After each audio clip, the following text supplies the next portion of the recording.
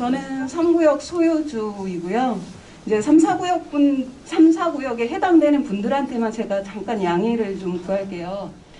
지금 모아타운 이 구역인데 지금 구역별로 보시면 1구역이고 2구역, 3구역 이렇게 5구역까지 있는데 지금 오늘 3, 4구역을 이렇게 통합해서 구역계를 하려고 하거든요. 근데 이제 제가 이 자리에 선 이유는 뒷부분에 나올 건데 시간은 오래 걸리지 않거든요. 근데 저희가 모아타운 지정 지금 현재 기초조사를 하고 있대요. 그래서 어반 플랫폼에서 기초조사 들어갔고 그리고 이번 달 착수 보고의 예정이라고 합니다. 그리고 이제 초안을 잡아서 초안이 뭐 도로나 편의시설 뭐 이런 것들 몇 층으로 지을 건지 근데 가장 중요한 게 지금 주민 의견 수렴이 제일 중요한데 이게 3월경에 예정이 돼 있어요. 근데 저희는 지금 3, 4구역 묵더라도 조합이 설립된 게 아니잖아요. 그래서 이런 주민 어필, 그런 저희가 필요한 사항들 이런 것들을 지금 어필할 수 있는 소통 창구가 없어요. 그래서 오늘 보시면 이제 저기 주민 의견이 수렴되면 수정을 하고 그리고 맨 마지막에 승인 고시하는데 그 어반 플랫폼 대표님하고 직접 통화를 했는데 1년 정도 소요가 된대요. 그러니까 1년 정도 소요가 되니까 그 사이에 조합을 설립하고 뭐 지나도 상관은 없지만 그래서 제가 하고 싶은 얘기는 뭐냐면 번동 사례를 보시면 잘 안 보이시잖아요. 지금 여기 보시면 1구역이 넓이가 적어서 그런지 커뮤니티 시설이 없어요. 그리고 나머지들은 주민이 원하는 그 커뮤니티 시설을 다 넣었거든요. 근데 저희 3, 4구역 합하면 번동하고 비슷해져요. 이렇게. 구역이 굉장히 넓어지거든요. 근데 제가 알기로 근처 그 모아타운 조합으로는 이 면적이 최장인 걸로 알고 있어요. 그래서 3, 4구역을 합해서 이제 주민들이 저희가 하고 싶은 말은 주민이 이제 의견을 수렴하고 모아서 합리적으로 저희가 원하는 그런 커뮤니티 시설이라든지 어떤 그런 거를 하기 위해서는 주민들이 소통을 해야 되잖아요. 근데 조합이 설립되지 않았으니까 저희 주민들이 3, 4구역에 해당되는 주민들은 나가실 때 저쪽에 저희가 3, 4구역 그 인적사항 비치해 둘 테니까 좀 작성 좀 해주셨으면 고맙겠습니다. 네, 저는 여기까지 드리고 싶은 말은 이거예요.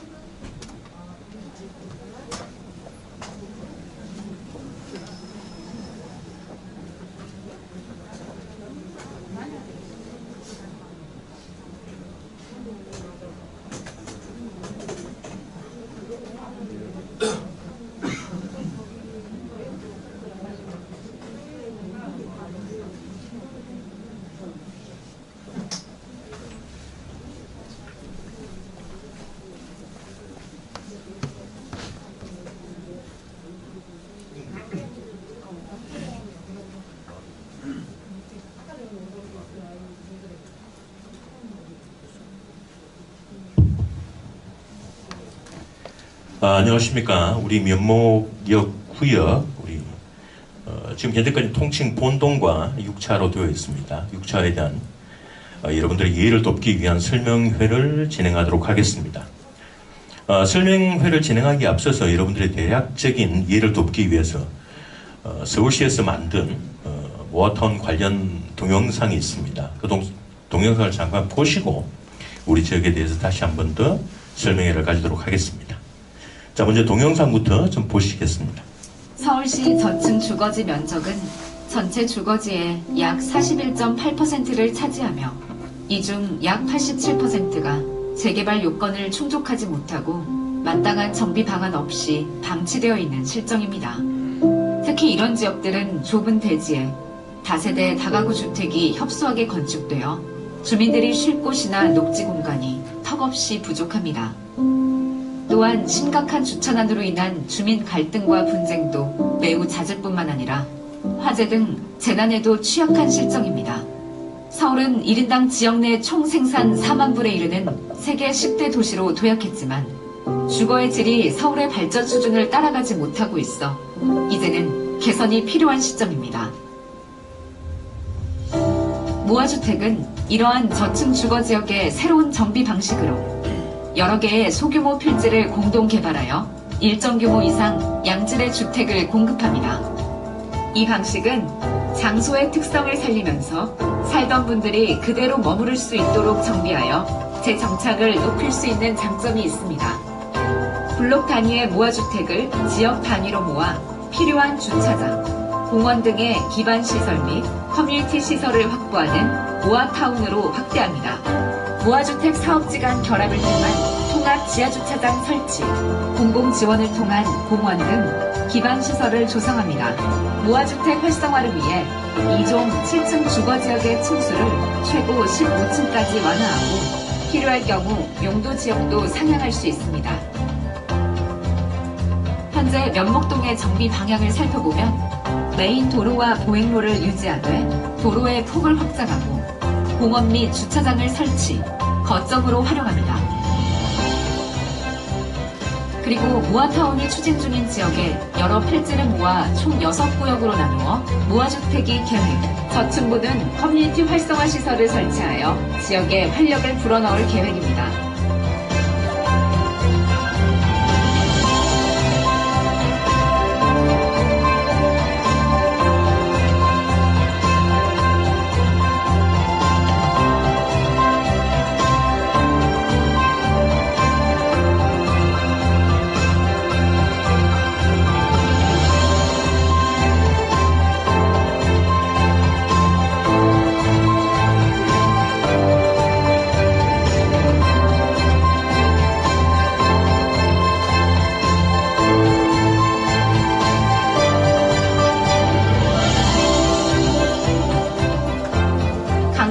번동의 경우에는 메인 도로와 보행로를 유지하고 도로를 확대하여 소통을 원활하게 합니다. 무아주택 사업지 간 통합 지하주차장 설치로 기존 주차 문제를 해결하고 보행가로를 중심으로 저층부 커뮤니티 활성화 시설을 계획하였습니다. 또한 수변 자원과 녹지 공간을 단지 내로 끌어들여 부족했던 자연성을 풍부하게 만듭니다.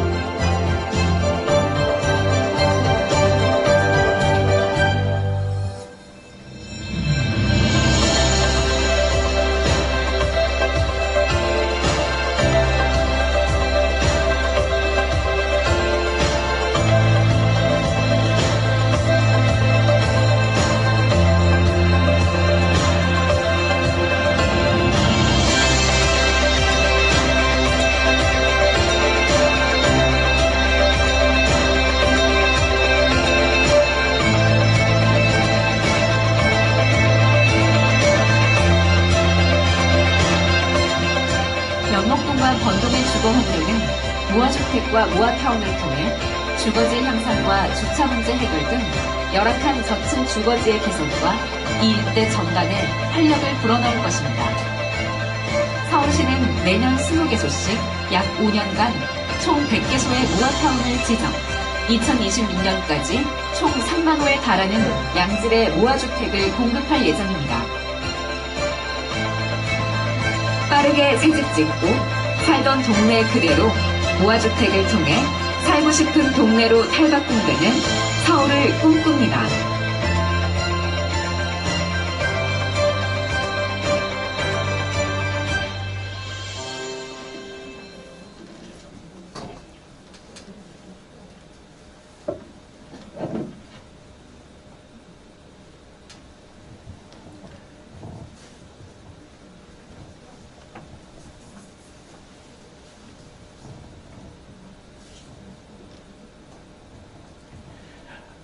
앞서 보셨던 영상물이 서울시에서 제작한 모아타운에 관계되는 홍보 영상물이었습니다.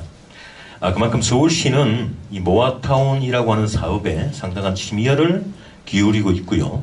그 중에서도 우리 중랑은 서울 25개 구 중에서 가장 많은 사업지를 가지고 있는 구청입니다. 그만큼 저층 주거지가 많다는 뜻도 될 것이고, 중랑구에서도 이렇게 모아타운에 적극적으로 사업에 참여하고 있다는 뜻도 될 것입니다. 자, 이런 모아타운에 대해서 여러분들께 설명회를 시작하도록 하겠습니다.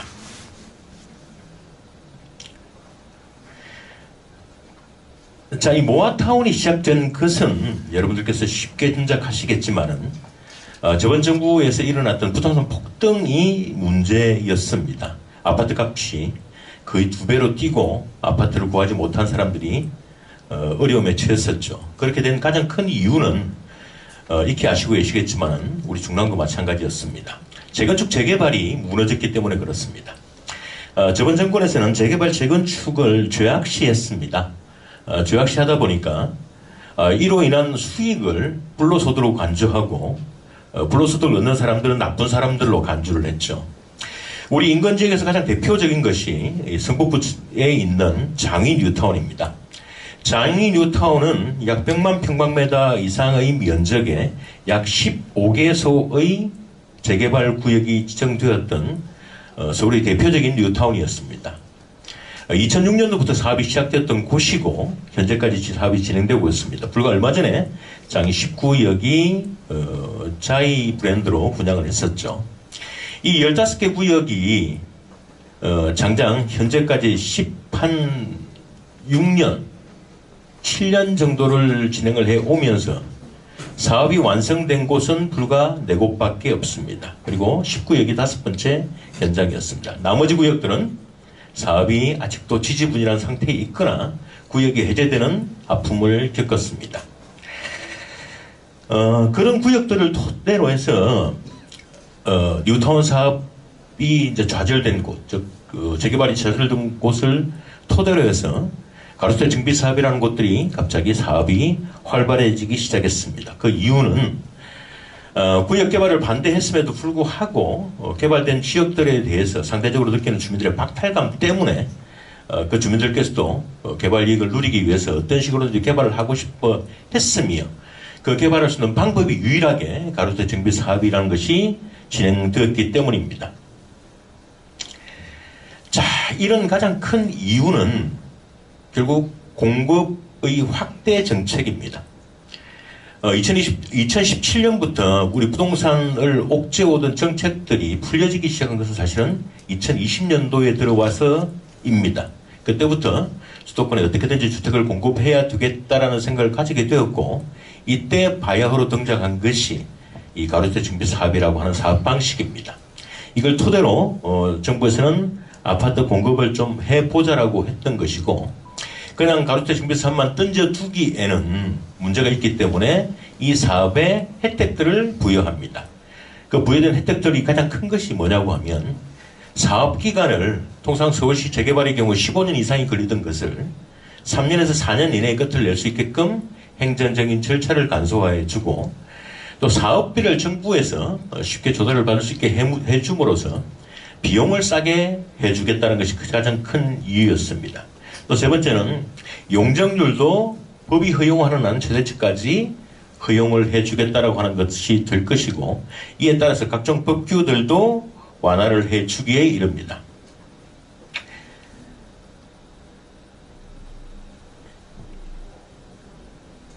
자, 이렇게 가로수대 정비 사업은 기본적으로 재개발 재건축이 힘든 지역, 노후도가 되었던 여러 가지 법률적인 부분에 따라서 재건축으로 대규모로 정비하기 힘든 저층 주거 단지를 일단의 개발 사업지로 바꾸어서 개발을 할 수 있게끔 해주는 아주 획기적인 사업 방식이었습니다. 혜택도 많았고 조건들도 나쁘지 않았습니다. 그럼에도 불구하고 이 사업이 생각보다는 정부의 바람과는 다르게 지지부진했습니다. 그 이유는 가로수대 정비 사업은 기본적으로 10,000평방미터 약 3,000평 정도 되는 일단의 필지를 가지고 사업을 하는 겁니다. 그리고 이종 7층 구역의 경우에는 아무리 높아도 15층을 초과하지 못하는 규모의 한계를 가지고 있었습니다.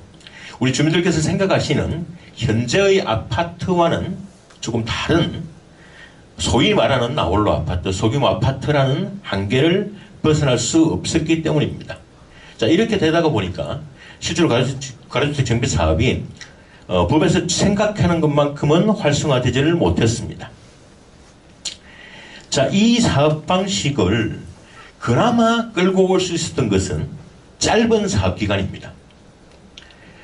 재개발이 앞서 설명드린 대로 서울시 평균이 15년이 걸립니다. 이 15년이 걸린다라는 것이 가장 큰 문제입니다. 왜 그러냐고 하면 이 15년 동안 대통령만 3번이 바뀌고 시장은 4번이 바뀔 수 있는 시간입니다. 그 긴 시간 동안 우리나라는 정권이 바뀌거나 시장이 바뀌게 되면 기본적으로 그 도시의 기본계획에 대한 방침들이 수시로 바뀌게 되죠. 즉 정권이 바뀔 때마다 우리가 지금까지 해왔던 사업 방식과는 다른 기준이 도입이 됩니다. 또 그에 맞춰서 변경을 하고 사업을 시작해야만 하죠. 그렇기 때문에 재개발, 재건축은 어마어마한 시간이 걸릴 수밖에 없었습니다. 그런데 이 가로주택 정비 사업은 이 사업 기간을 최소 3분의 1로 단축을 시켜줍니다. 그 이유는 재개발에서 가장 많이 걸리던 시간, 즉 추진위와 조합을 설립하기 위해서 걸렸던 시간을 아예 없애버렸습니다. 즉 주민들께서 뜻만 같이 하시고 사업에 대한 의지만 굳건하시면 80%의 동의만으로 바로 조합이 설립이 가능하도록 하고 있습니다. 이를 통해서 최소한 5년에서 6년 정도의 시간이 줄어들 수가 있습니다. 또 사업을 시작하는 중간중간에 각종 심의들을 통합해주고 사업 시행인가, 즉 건축 허가와 관리 처분 인가의 시기를 통합을 해줌으로 인해서 전체적으로 사업 기간을 대폭 축소를 한 것이 이 사업의 가장 특징이었습니다. 이렇기 때문에 나홀로 아파트이든 아니면 저층 아파트이든 중층 아파트이든 그럼에도 불구하고 가로주택 정비 사업이 꾸준하게 이루어졌던 것도 사실입니다.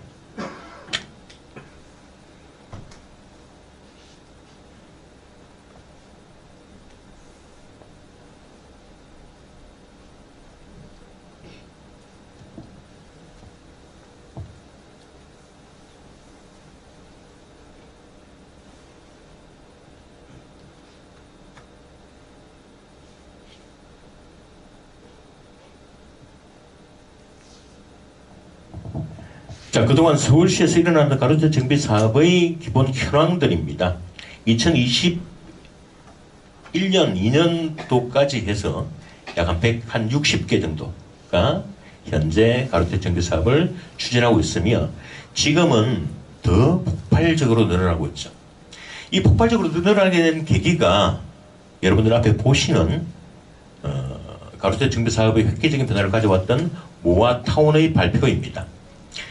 모아타운이라고 하는 것은 사실은 법률적인 용어가 아니죠. 우리 본동 주민들께서는 아시겠지만은 이전에는 국토부가 기준하고 있었던 소규모 주택 정비 관리 지역이라는 게 있었습니다. 이 소규모 주택 정비 관리 지역을 좀 더 나은 혜택을 부여하고 서울시에서 좀 업그레이드를 한 것이 바로 모아타운이라고 하는 제도가 되겠습니다. 2021년도에 이 소규모주택 정비 관리 지역이라고 하는 제도가 신설이 되고 이 제도를 2022년도에 서울시에서 모아타운이라고 하는 제도로 발표를 하게 됩니다. 이때부터 가히 폭발적으로 이 모아타운에 대한, 즉 가로주택 정비 사업에 대한 수요가 증가를 하고 있습니다. 최초에 서울시에서는 2022년도 1월 달에 2곳의 선도 사업지를 발표했습니다. 여러분께서 잘 아시고 계시는 아까 우리 면목본동의 3차, 4차 주민께서 말씀하셨던 번동 지역과 또 하나 우리 바로 인근에 있는 면목역 구역, 면목 1차 시범단지가 바로 이때 발표된 단지입니다. 번동은 기본적으로 약 한 2년 전부터 조합 설립인가가 끝나 있던 곳이에요. 총 5개 구역으로 이루어져 있고 그 5개 구역은 이미 시공사 선정까지 다 끝나 있던 상황이었습니다. 그렇기 때문에 서울시에서는 모아타운에 대한 가장 빠른 사업지를 원하게 되었고 거기에 가장 부합하는 곳이 바로 번동이었습니다. 번동은 5개 사업지 중에서 4곳이 이미 3종 일반 주거지역이었습니다. 그리고 한 곳이 2종 일반 주거지역이었죠. 따라서 모아타운 사업을 통해서 나머지 한 곳도 3종 일반 주거지역으로 종상향을 하고 전체 최대 용적률 300%로 개발이 될 수 있게끔 만들었습니다. 자, 이렇게 1차에 21곳, 또 2차에 26곳, 그리고 추가 한 곳을 더해서 현재까지 서울시에서는 60개소의 모아타운 지역이 존재를 합니다. 이 중에 기분 좋게도 저희 지역도 당연히 포함이 되어 있습니다. 그만큼 폭발적으로 모아타운 구역에 대한 주민들의 열망이 일어나고 있습니다. 앞서 서울시 발표를 보셨겠지만 애초에 서울시는 2022년도부터 각 1년에 20개소씩, 그래서 5년 동안 약 100여 곳의 모아타운 지구를 선정할 예정이었습니다. 그런데 당초에 2022년도 1차에 선정을 해보니 너무나 많은 지역들이 모아타운으로 진행을 하기를 원했고 2022년도에 목표 개수보다도 약 3배에 달하는 60개소가 모아타운 지구로 선정이 될 만큼 가히 폭발적인 진행을 맡고 있습니다. 자, 이것이 아까 보셨던 번동 지역입니다.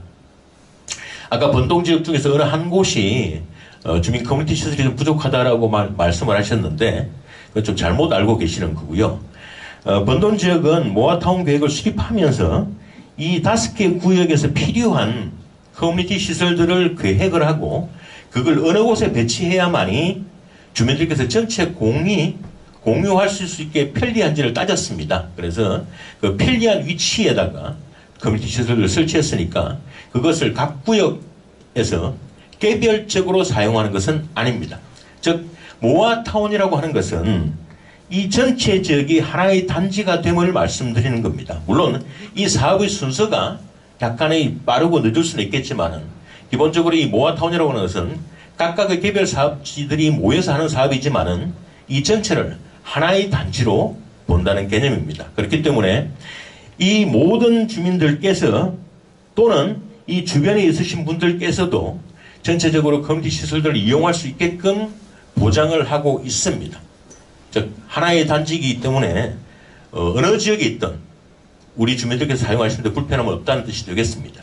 또 하나 우리 주민들 외에도 필요한 외부 인원들이 쓸 수 있는 시설물들도 단지 내부에 설치를 하기를 권장하고 있습니다.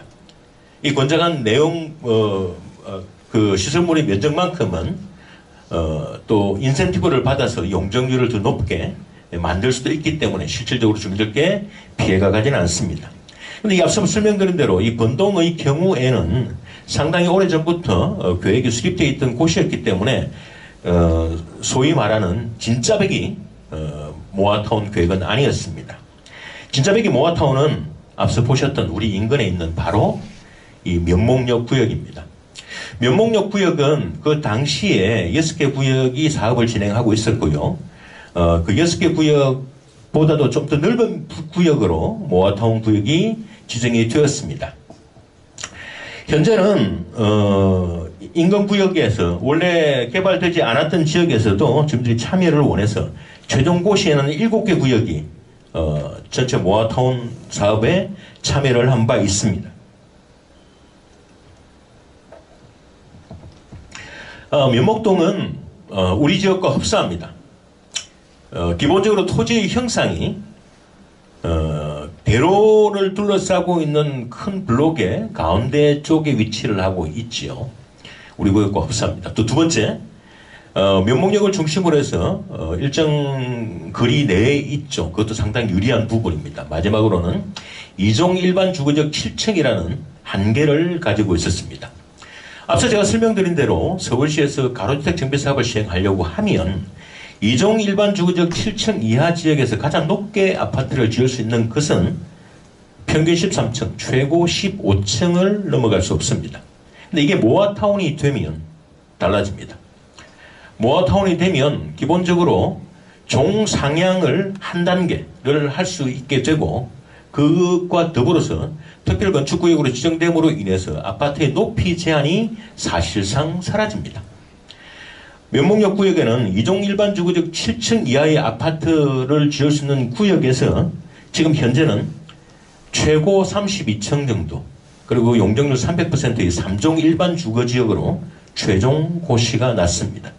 즉 우리 지역도 일반 주거지역에서는 최고의 높이와 최고의 용적률을 자랑할 수 있는 3종 일반 주거지역으로 우리 지역을 탈바꿈시킬 수 있고, 그 기준은 바로 우리 인근에 있는 면목역 구역이 될 겁니다. 따라서 여러분들께서는 앞으로도 면목역 구역이 개발되는 방향을 자세히 살펴보시면 향후로 우리 지역도 어떻게 개발될지를 정확하게 아실 수 있을 겁니다.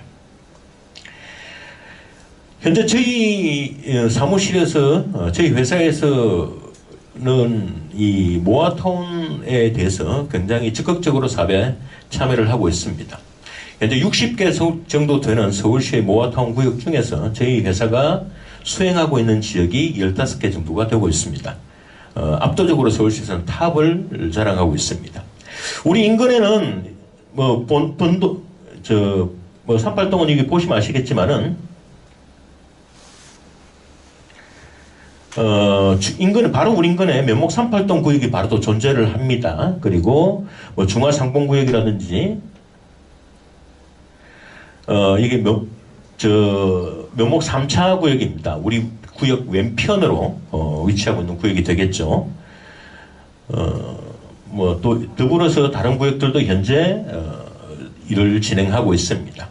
이런 지역들이 대부분이 2종 일반 주거지역 7층 이하 지역들이 태반이었습니다. 그런 지역들을 모아타운으로 개발하면서 좀 달라지고 있는 거죠. 또 저희가 현재 추진 예정하고 있는 곳들 중에서는 보면 여긴 소위 말하는 장위 13구역입니다. 장위 13구역이고 장위 11구역, 석광구구역, 하월고, 그 다음에 중화동에 저희가 중화 2차, 3차 구역이 있는데 이런 구역들도 현재 모아타운으로 일을 진행을 하고 있습니다.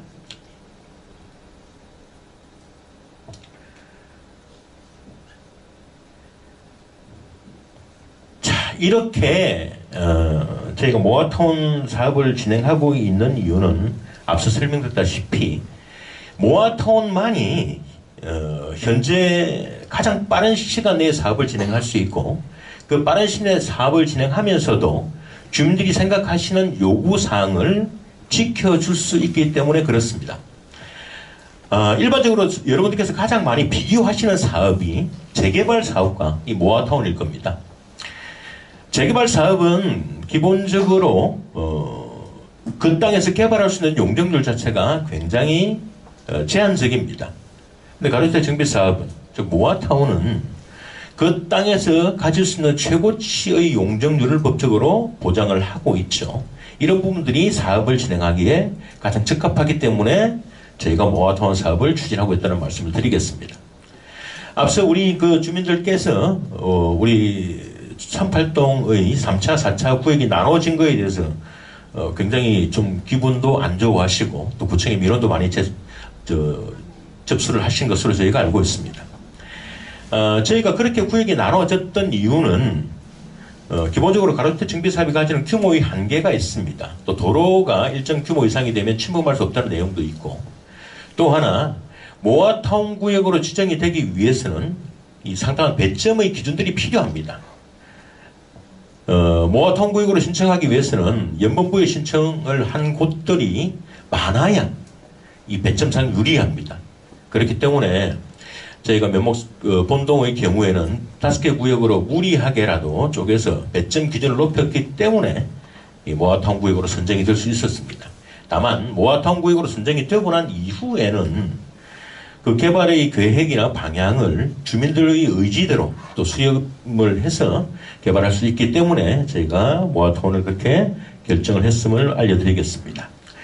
이미 우리 지역은 즉 소규모주택 정비 관리 지역 모아타운으로 결정이 되었기 때문에 이런 세부적인 내용들은 필요가 없으실 겁니다. 그런데 뭐가 더 좋아지는지에 대해서는 아무래도 궁금하시겠죠. 앞서 설명드린 대로 가로주택 정비 사업은 굉장히 많은 특별한 혜택들을 부여했습니다. 근데 그 혜택을 부여한 것은 이미 우리 여러분들 호주머니에 들어가 있는 내용이고, 모아타운이 됨으로 인해서 과연 추가적으로 어떤 더 혜택들이 있는지가 관건이시겠죠. 자, 모아타운이 결정이 되고 나면 여러 가지 좋아지는 것들이 있는데 그 중에 하나가 규모의 한계를 벗어나기 시작합니다. 아무래도 아파트는 대단지로 짓는 것이 어떤 건설의 규모화기라고 합니다. 규모의 미학이라고도 하는데 여러분들께 굉장히 유리한 요소들이 많습니다. 아파트가 대단지가 되면 공사비도 싸질 수 있고요. 분양가는 거꾸로 올라갈 수도 있습니다. 단지의 커뮤니티 시설 같은 것들도 좀 더 넓게 확충을 하게 되죠. 이런 여러 가지 요소의 우수함이 있기 때문에 규모는 될 수 있으면 커져야만 합니다. 근데 가로주택 정비 사업은 10,000평방미터 3,000평이라고 하는 규모의 한계가 명확하게 정해져 있습니다. 그런데 모아타운이 되게 되면 전체 블록 크기는 10만 평방미터, 즉 3만 평 정도 되겠죠. 그리고 각각의 규모는 2만 평방미터, 즉 6,000평 규모로 늘어나게 됩니다. 따라서 통상 가로주택 정비 사업에서 한 개 구역이 250세대가 기준이었다고 하면 모아타운 구역으로 가게 되면 한 개 블록이 한 500세대 정도가 될 수 있다는 뜻이 되겠습니다. 그렇게 규모가 커질 수 있다는 것이 가장 좋아지는 것이고, 두 번째, 우리가 구역을 정할 때 보면 참 형상이 더럽습니다. 막 까다롭게 되어 있고 빠져 있고 그렇습니다. 그 이유는 간단합니다. 도로를 침범할 수 없거나 노후도가 67% 충족을 못 시킬 경우에는 가로주택 정비 사업을 시행할 수가 없습니다. 그렇기 때문에 구역을 좀 이상하게 만들죠. 그렇게 될 수밖에 없습니다. 그런데 모아타운에서는 이 노후도 비율, 즉 건물이 허름한 정도를 67%에서 57%까지 완화를 해줍니다. 즉 구역이 정형화하게 개발될 수 있는 길들이 열리게 된다는 뜻을 말합니다. 그런 부분들도 굉장히 좋아지는 부분이 되겠습니다. 세 번째, 자, 도로, 주차장, 공원. 기본적으로 이런 시설들을 설치할 때는 국비, 시비, 구비를 합해서 총 375억 원 정도를 지원을 받을 수 있습니다. 국가로부터 지원을 받으면서 사업을 할 수 있는 길이 열린다는 겁니다. 이것도 서울의 어떤 개발 사업에서도, 정비 사업에서도 있을 수 없는 혜택입니다. 원래 국토부에서 지정한 소규모 정비 관리 지역은 이게 150억입니다. 150억까지 지원이 가능했었는데, 오세훈 시장이 서울시의 이 모아타운 계획을 만들면서 이 비용을 확 늘렸습니다. 주민들로 봐서는 너무나도 좋은 소식이 아닐 수 없습니다. 세 번째, 용도 지역을 완화하기 때문에 청수의 규제가 완전히 사라질 수 있습니다. 우리 지역은 2종이었기 때문에 3종까지도 개발이 가능하고, 3종으로 개발 가능할 시에는 최대 35층 정도까지는 개발이 가능한 것으로 봤습니다. 근데 이번 최근에는 서울시에서 이 청수의 규제를 완전히 폐지를 하고 있는 상황입니다. 따라서 3종 일반 주거지역의 경우에는 청수의 규모의 제한이 없다고 보셔도 무방하겠습니다. 그럼에도 불구하고 여러분들의 사업적인 부분이라든지 또 특히나 우리 같은 지역에서 서울에서 가장 어려운 게 뭐냐고 하면 대공화망이 지나가고 있는 위치들이 있습니다. 우리는 모르지만은 우리 머리 위에, 하늘 위에 길들이 나 있고 그 길들 위에 총포탄이 날아갈 수도 있기 때문에 그 대공화망이 허용할 수 있는 높이까지는 아파트를 지을 수 있다는 뜻이 되겠습니다. 또 하나, 지하주차장을 통합개발하는 것. 이거 굉장히 중요합니다. 지하주차장을 전체 구역에서 어떤 필요한 구역만큼 통합개발을 하게 되면 그만큼 지하를 효율적으로 우리가 사용할 수 있다는 뜻이 되겠습니다. 통상적으로 서울시에서 아파트를 지을 때 각 세대당 법률적으로는 아파트 주차의 대수가 약 1.15대 정도 됩니다. 법률적으로는. 평수에 따라서 차이가 있겠지만은 1.15에서 한 1.2대 정도가 됩니다. 그런데 지금 현재 아파트에 가 보시면 평균 주민들이 가지는 주차 대수가 최소한 1.4대에서 5대 정도는 돼야만이 우리가 주차를 효율적으로 편리하게 쓸 수가 있죠.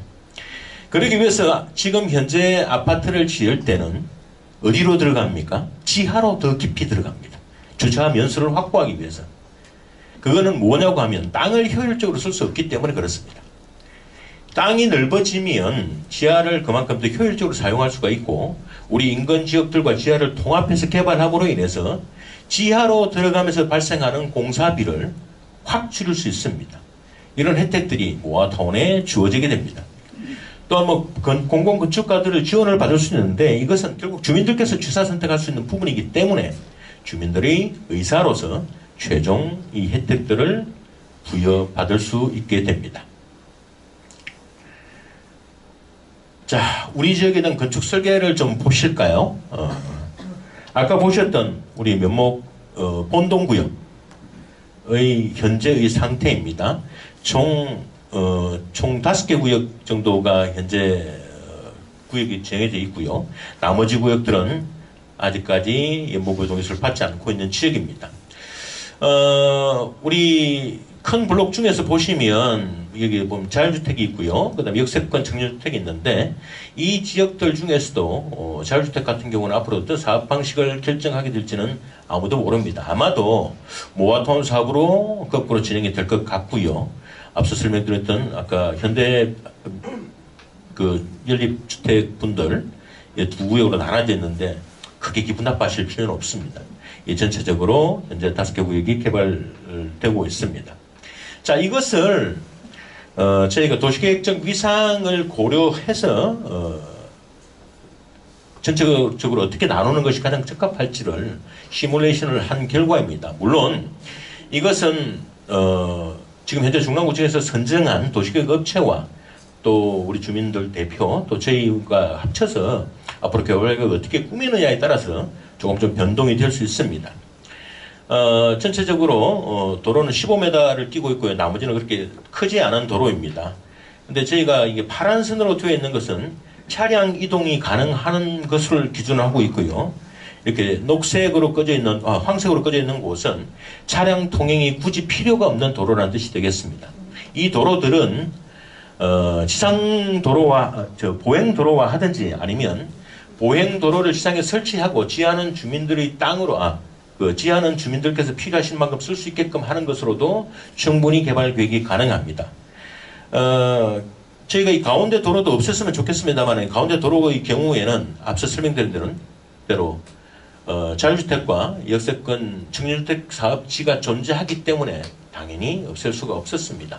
따라서 이런 형태로 사업을 진행하는 것이 가장 바람직하다고 현재는 보여지고 있습니다. 두 번째 이제 면목 6차 구역입니다. 6차 구역은 현재까지 저희가 연못구역 신청을 하고 있는 곳이 총 4개 곳이 5개고요. 나머지 구역들도 곧 이제 연못구역 신청을 하고 사업을 진행할 것으로 보여집니다. 이 5개 구역에서 전체적으로 개발되는 것은 크게 총 5개 블록으로 이렇게 나누어서 전체 한 2만 평방미터 이내로 개발 계획을 수립하고 있습니다. 현재 오블록 같은 경우에는 저희가 이게 대로변에 상권들이 좀 있기 때문에 좀 아무래도 개발 속도 좀 늦어지지 않을까라고 걱정을 하고는 있습니다만은 어쨌든 저기도 모아타운 구역 내는 설정이 되어 있고요. 우리 면목 6차에서 가장 특기할 만한 것은 뭐냐고 하면 여러분 잘 아시는 이게 장로교회인가요, 여기가? 예, 장로교회가 있고 여기 천주교회가 있는데 이 두 곳의 종교시설은 기본계획상은 저희가 존치를 목표로 하고 있고 즉 시설은 그대로 두는 것으로 하고 있고 그 인근을 개발하는 것을 보고 있고 또 교회 측과 협의가 된다라고 하면 또 특정 위치로 이동을 시켜서 전체를 개발하는 방법들도 충분히 고려해 나갈 수 있을 겁니다. 자, 이렇게 각각의 구역에 대한 것을 봤는데요. 이걸 우리 본동과 6차를 합친 지역도를 보여드리겠습니다. 자, 이게 우리가 본동이고요. 여기가 6차입니다. 각각으로 떨어져 놨을 때는 잘 모르시겠지만 이렇게 합해 놓으면 여러분들께서 보시기에 좀 용이하실 겁니다. 현재 저희의 기본 계획 방침은 이렇습니다. 저희가 없앨 수 없거나 도로를 확장해야 될 것은 이 긴 축으로 이루어진 이 도로는 어떻게든지 확장이 불가피할 것으로 보여집니다. 물론 그렇다고 해서 뭐 어마어마한 크기의 도로를 뚫지는 않겠지만은 저 도로는 기본적으로 이 단지를 가로지르는 축으로 존재를 한다고 보셔야 되기 때문에 도로가 확장이 되어야 될 것이고, 가로로는 이 도로, 즉 우리 면목 본동의 3차와 4차 지구를 나누는 도로를 기본적으로 유지를 하는 것을 원칙으로 하고 있습니다.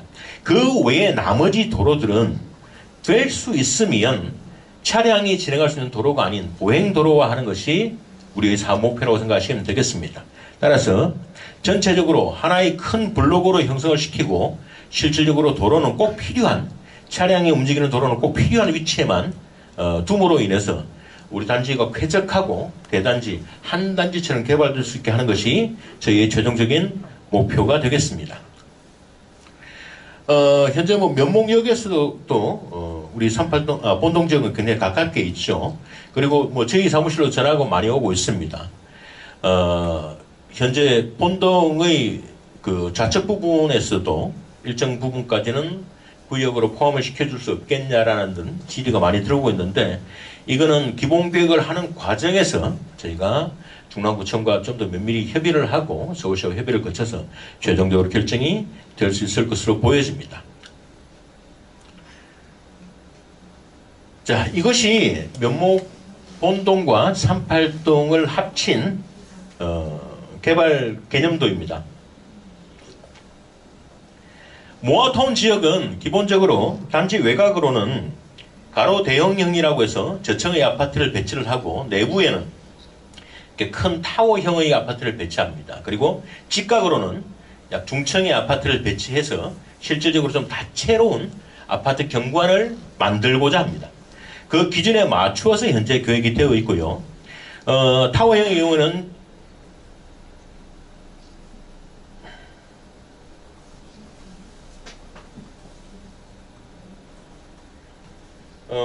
타워형의 경우에는 저희가 한 24층부터 약 33층 정도까지 현재 계획을 해놓고 있고, 저층부는 한 10층에서부터 또 중층부는 한 20층에 이르는 다양한 스카이라인을 가진 아파트를 조성을 하고 있습니다. 저희가 이렇게 고층으로 아파트 계획을 수립하는 이유는 아주 간단합니다. 우리 주민들께서 될 수 있으시면 고층에 많이 배정을 받을 수 있게끔 하는 것이 저희의 목표이고, 그러기 위해서는 기본적으로 고층의 아파트 배치가 필요하기 때문에 이 사업 계획을 완성을 시키려고 하는 겁니다. 보시면 앞서 보셨던 면목역 구역, 시범사업지구역과 배치라든지 조감 자체가 흡사한 걸 보실 겁니다. 그 이유는 면목본동이 우리처럼 저층 노후 지역을 개발할 수 있는 기본적인 매뉴얼입니다. 기본적인 기초 자료이기 때문에 그 기초 자료에 따라서 저희도 아파트 배치를 하고 있고, 그것 자체가 주민들한테 유리하다고 판단을 하고 있습니다. 자, 우리 지역 인근에 있는 모아타운 구역들을 저희가 표로 좀 보여드리겠습니다.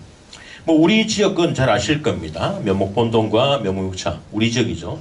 우리 지역을 중심으로 반경을 좀 그어봤습니다. 이게 300m 구간이고 500m 구간, 그리고 1km 구간이 있습니다. 300m 구간 안에 우리 지역이 좀 다 들어가고요. 500m 구간에는 앞서 보셨던 면목 시범지구, 면목 1차 단지와 우리 지역 옆에 있는 면목 38동 지역이 바로 포함이 됩니다. 두 번째로 약 한 600-700m를 건너가면 면목 3차 모아타운과 앞으로 추진하게 될 면목 2차 모아타운 구역들이 현재 존재를 합니다. 서울시로부터 모아타운 구역으로 지정받은 것은 2차를 제외한 나머지 5개 구역입니다. 그리고 앞으로는 아마 2차도 포함이 될 것으로 보여지고, 이 반경을 조금 넘어가면 저희가 중화동에도 현재 상공역 구역에 모아타운 구역이 하나가 존재를 하고 있고, 그 인근으로 중화동에서도 모아타운이 약 2개소가 지정이 될 것으로 보여집니다. 따라서 앞으로 우리 면목동 일대는 우리 중랑구의 새로운 신축 아파트 단지가 조성이 될 것으로 보여집니다. 여러분들이 보시기에는 뭐 이렇게 되면 이게 얼마나 될지가 궁금하실 겁니다. 현재 저희가 33평짜리가 추가되는 아파트 단지로 설계를 해봤습니다. 그럴 경우에 우리 면목본동 지역이 약 한 1,400세대 정도가 되는 단지가 될 겁니다. 물론 거기에는 자율주택과 역세권 청년주택이 빠져 있습니다. 그 수까지 다 합치거나 또 뭐 소형 평형이 늘어난다고 하면 그것보다 월등히 더 늘어나겠죠. 그리고 면목 6차 지역은 이제 저희가 그 대로변 쪽을 좀 제외하고 그 추후에 개발될 것으로 가정하고 나머지 지역들을 따졌을 때 약 2,000세대 정도의 개발이 됩니다. 그것도 종교시설 2개는 빼고요. 따라서 우리 이 면목역 구역만 해도 총 3,500여 세대의 아파트 단지가 만들어집니다. 자, 그렇게 되면 옆으로 접근을 하게 되면 어떻게 될까요? 2,000세대, 2,000세대, 2,200세대 정도 됩니다. 즉 우리 지역에만 따져도 10,000세대 이상의 아파트 단지가 새롭게 조성이 됩니다. 서울에서 10,000세대 정도 되는 단지면 신도시입니다. 신도시가 우리 면목동에 새로이 만들어진다고 보시면 되겠습니다. 앞으로 늘어나게 될 지역, 면목 2차 지역까지 합하면 아마도 12,000에서 13,000세대 정도가 개발될 것으로 보여집니다. 이것은 제가 보수적으로 3평짜리가 많은 아파트 단지를 봤을 때의 이야기입니다. 우리 주민들이 사정에 따라서 뭐 25평짜리라든지 이런 소형 평형이 많아지면 당연히 아파트 세대수는 더 늘어납니다. 용적률은 저희가 공이 최소 250%를 받기 때문에 그렇습니다. 따라서 바로 우리 인근에 이렇게 대단지가 형성되는 것, 그것이 바로 여러분들이 아파트 가치액이 추후에도 좀 더 나아질 수 있다고 생각하시면 되겠습니다. 자, 우리 본동 지역의 배치 계획안입니다. 가운데 타워형을 배치하고 각각으로 가로 대형 아파트를 배치하는 겁니다. 이 2개가 빠져 있는 것이 사실은 굉장히 좀 보기에 좋지는 못한데 자유주택 정비사업 같은 경우에는 아마도 본인들만으로는 사업을 추진하기가 힘드실 겁니다. 따라서 저 지역도 결국 우리 모아타운 사업지역으로 흡수가 될 것으로 추후에는 보고 있습니다.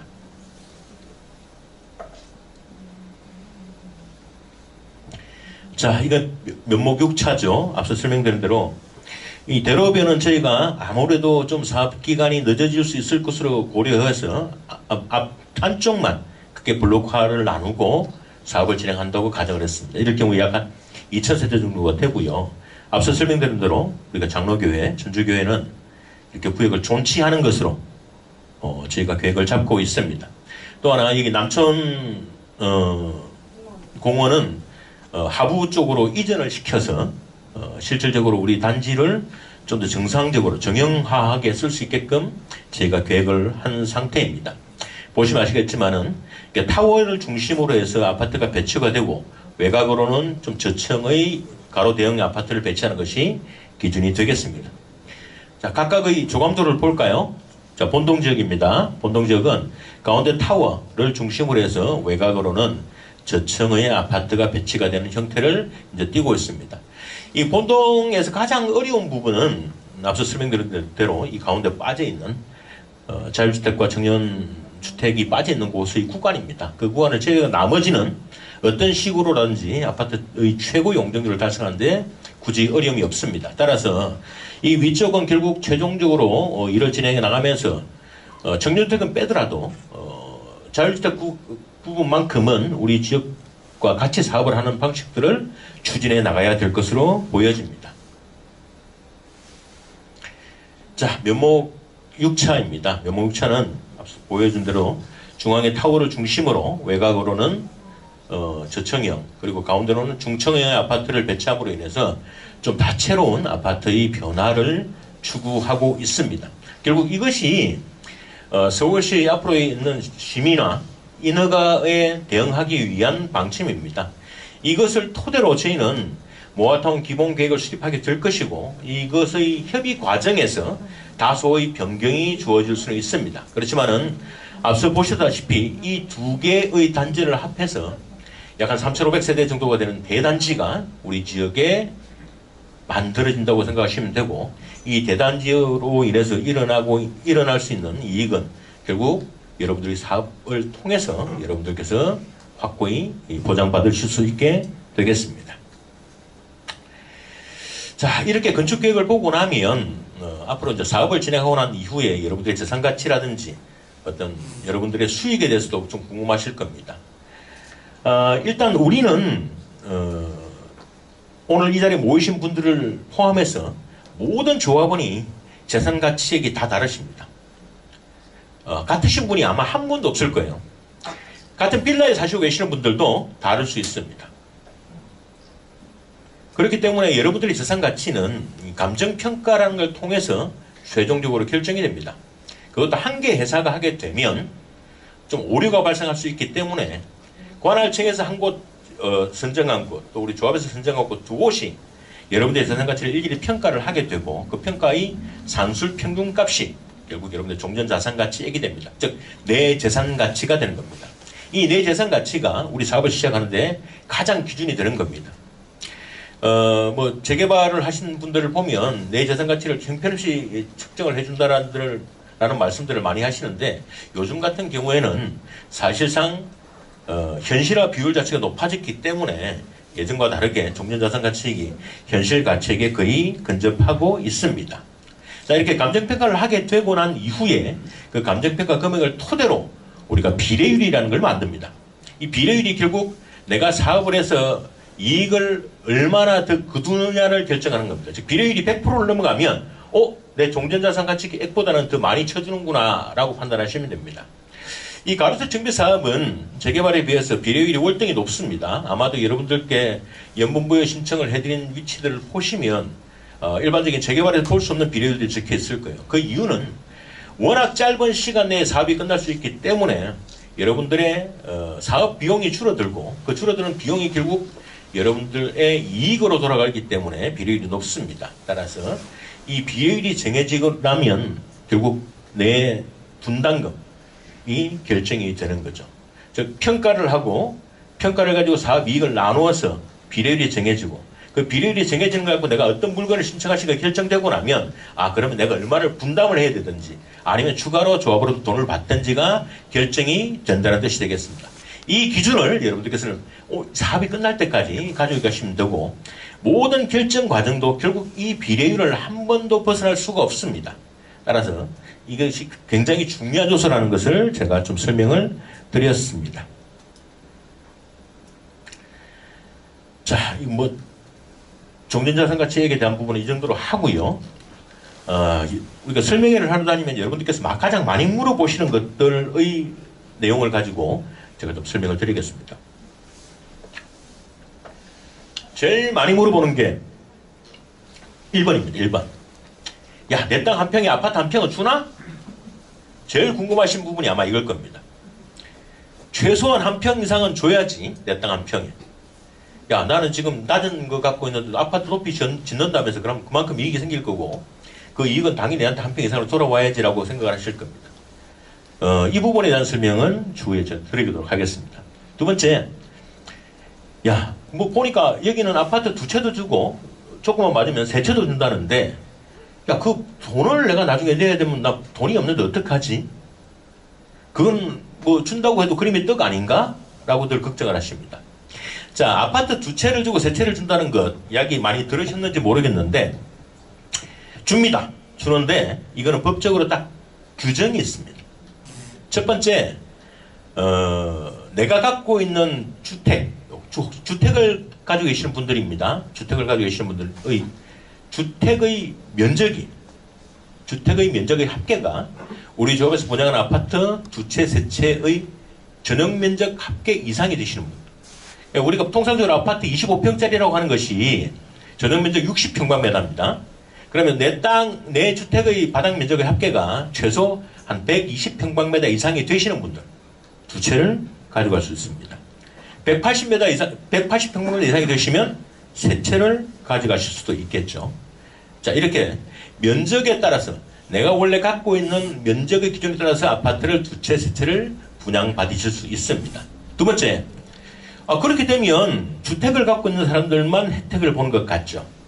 예, 정부가 이렇게 바보는 아닙니다. 그래서 혹시라도 우리 대로변에 있으시거나 또 단지 중심에 있더라도 큰 건물을 가지고 계시는 분들, 즉 상가라든지 뭐 업무시설이라든지 뭐 이런 것들 가지고 계신 분들에 한해서는 우리 조합원이 갖고 계시는 원래 건물의 감정평가액이 우리 조합에서 분양하는 아파트값 두 채, 세 채 이상이 되시면 그것도 드립니다.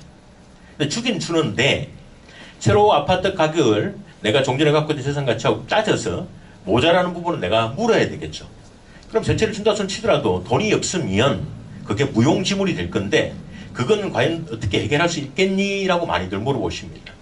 그 부분에 대한 설명도 좀 드리겠습니다. 세 번째, 아파트를 몇 층까지 짓는가?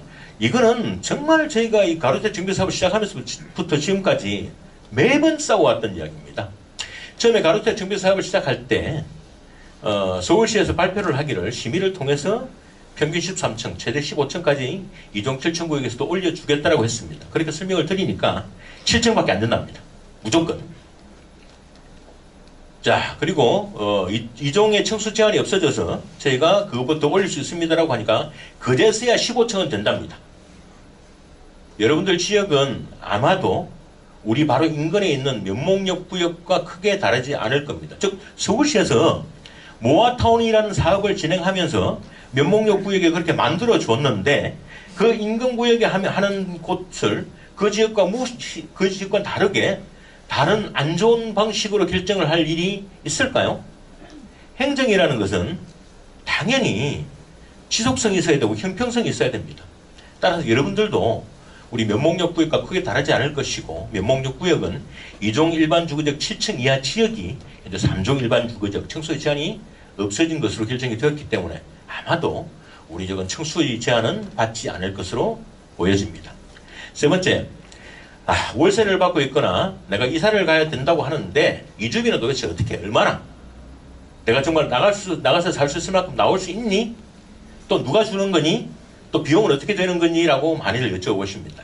이런 부분들에 대해서 하나하나 좀 설명을 드리도록 하겠습니다.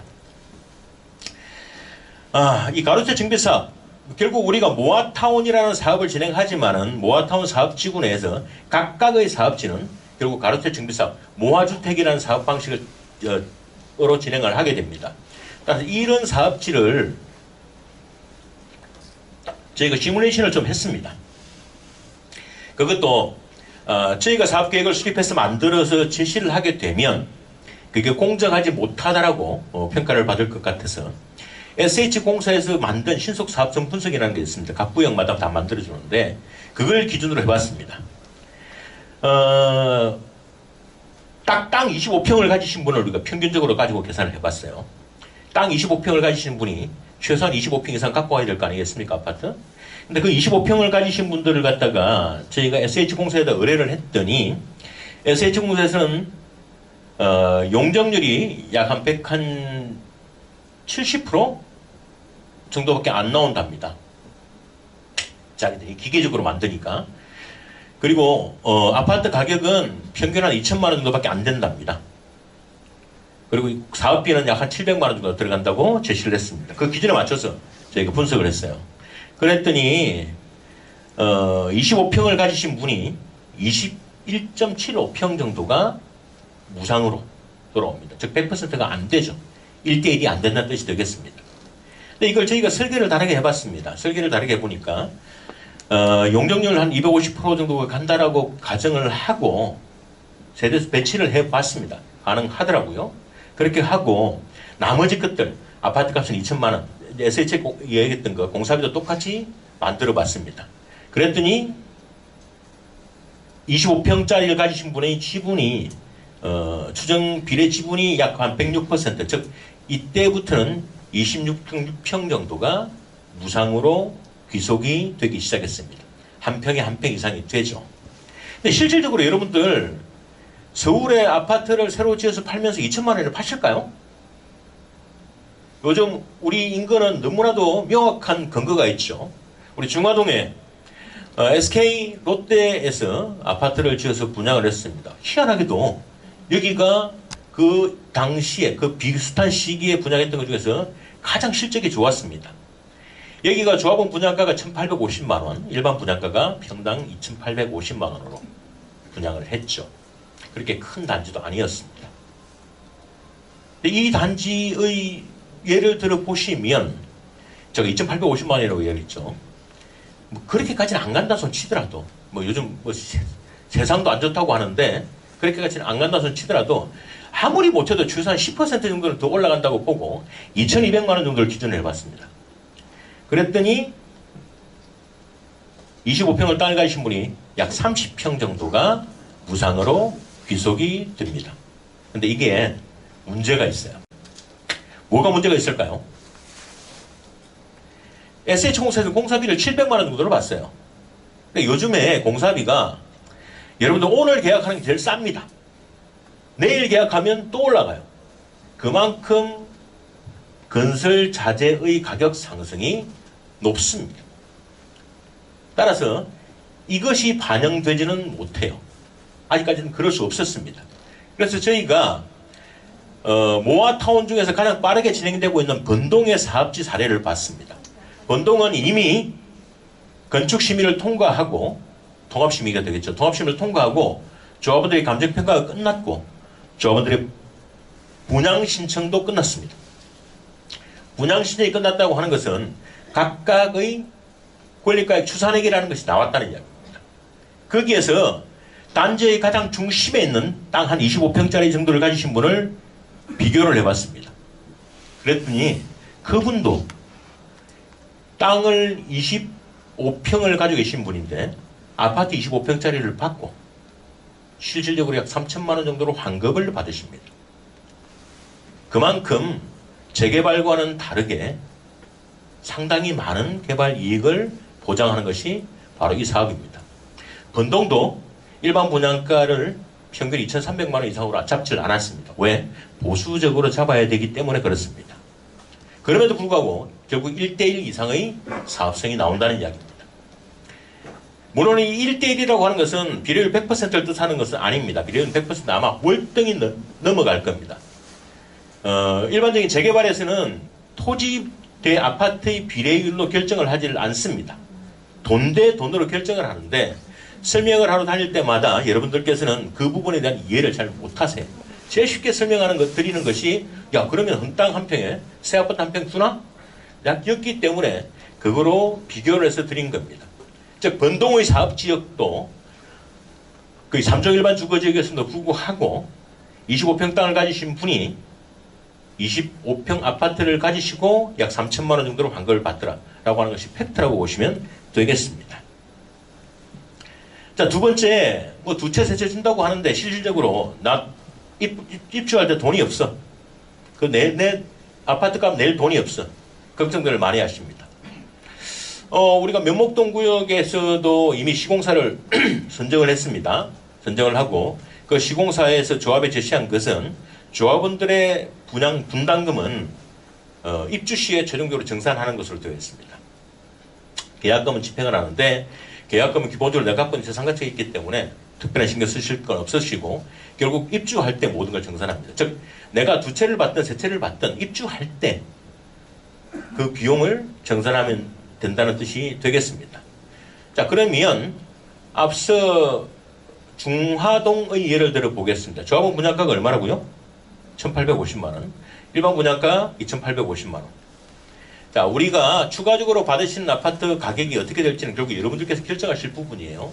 그렇지만은 통상 입주하실 때 전세금만으로도 아파트의 분양가는 그대로 보전이 가능합니다. 물론 지금 제가 이렇게 설명을 드리면 여러분들께서 그런 말씀 하실 겁니다. 야, 요새 전세 안 난다고 그러는데? 전세값이 푹푹 떨어진다는데? 그렇죠. 전세값 푹푹 떨어집니다. 근데 그 전세값을 상한으로 받았을 때의 이야기입니다. 기본적으로 우리 지역의 아파트는 팔면 2배 정도의 가치가 오른다고 보시면 됩니다. 실질적으로 본질적인 가치가. 우리가 사가정의 경우에 아이파크를 예를 들었는데 이 면목동에 설명회를 다니면 나온하고 아이파크하고 많이 싸웁니다. 어느 지역에 가면 나온이 더 비싸다고 그러고 어느 지역에 가면 아이파크가 더 비싸다고 그럽니다. 뭐 제가 정확하게 어떻게 더 비싼지 모르겠는데 아이파크가 좀 더 대단지죠. 그래서 아이파크를 예를 들어봤습니다. 지금 아파트 가격이 막 떨어진다고 하는데 아이파크의 매물은 생각보다 많지 않습니다. 즉 그런 가격에 팔지 않겠다고 생각하시는 분들이 많다는 이야기 되죠. 저희가 2022년 5월 한 12월까지 쭉 지켜봤었는데 12월 달까지 물건이 나오는 게 별로 없었고 최종적으로 그 당시에 거래가 됐던 것이 2022년 5월이었습니다. 59평방미터, 즉 60평방미터입니다. 25평짜리가 약 한 11억 정도가 나왔습니다. 매매가가. 지금은 좀 떨어졌을 수도 있겠죠. 한 10억대일지 좀 더 떨어질지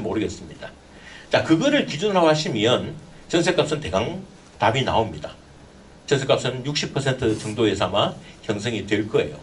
즉 우리 조합원님께서 무시는 금액은 전세가로서도 충분히 거래가 가능하다고 생각하시면 될 겁니다. 내가 중도금부터 계속해서 물어나가게 되면 2주택, 3주택을 받고 그 부담금을 물어나가는데 어려움이 있으시겠지만은 통상적으로 잔금 시에, 즉 입주 시에 모든 걸 정산한다라고 하면 여러분들께서는 충분히 내가 갖고 있는 물건으로 그 잔금을 치르는데 지장이 없다는 것이 이 표를 보시면 아시게 됩니다. 자, 이주 비용입니다. 요즘 워낙 그 아파트에 대한 규제를 많이 풀고 있습니다. 우리가 LTV라고 하죠. 담보대출에 대한 제한 상한선이 있는데 이것도 지금까지 서울시에서 한 투기과열지구로서 40% 묶여있던 게 투기과열지구가 4개 구를 제외하고 다 풀림으로 인해서 이제 50%까지 올라갔죠. 그러니까 흑의 기준도 아마 달라질지도 모릅니다. 그렇지만 지금까지의 기준만 갖고 말씀을 드리겠습니다. 원래 LTV가 40% 묶여있을 때도 우리 가로세정비사 모아타운은 허그를 통해서 자금을 조달을 하게 되고 그 조달 자금에 보면 이주비를 포함해서 전체 자금의 70%까지 조달할 수 있는데 이때 이주비는 50%까지 가능하다고 규정이 되어 있습니다. 다른 데서 40% 묶을 때도. 즉 50%는 기본적으로 무이자 이주비를 지급하게 된다는 뜻이 되겠습니다. 그리고 나머지 실질적으로 50%는 가지고 이사를 못 하시는 경우가 많죠.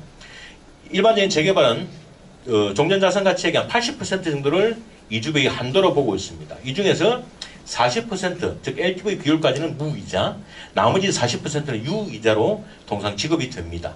근데 우리 같은 경우는 50%는 무이자, 나머지 한 30%는 유이자로 사업비가 지원이 될 것으로 보여집니다.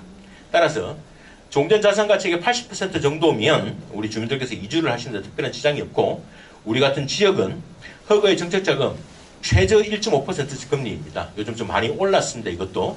그래서 한 2.2% 정도라고 이야기를 하고 있는데 그래도 서울의 주택담보대출 금리가 불과 얼마 전까지 8%였습니다.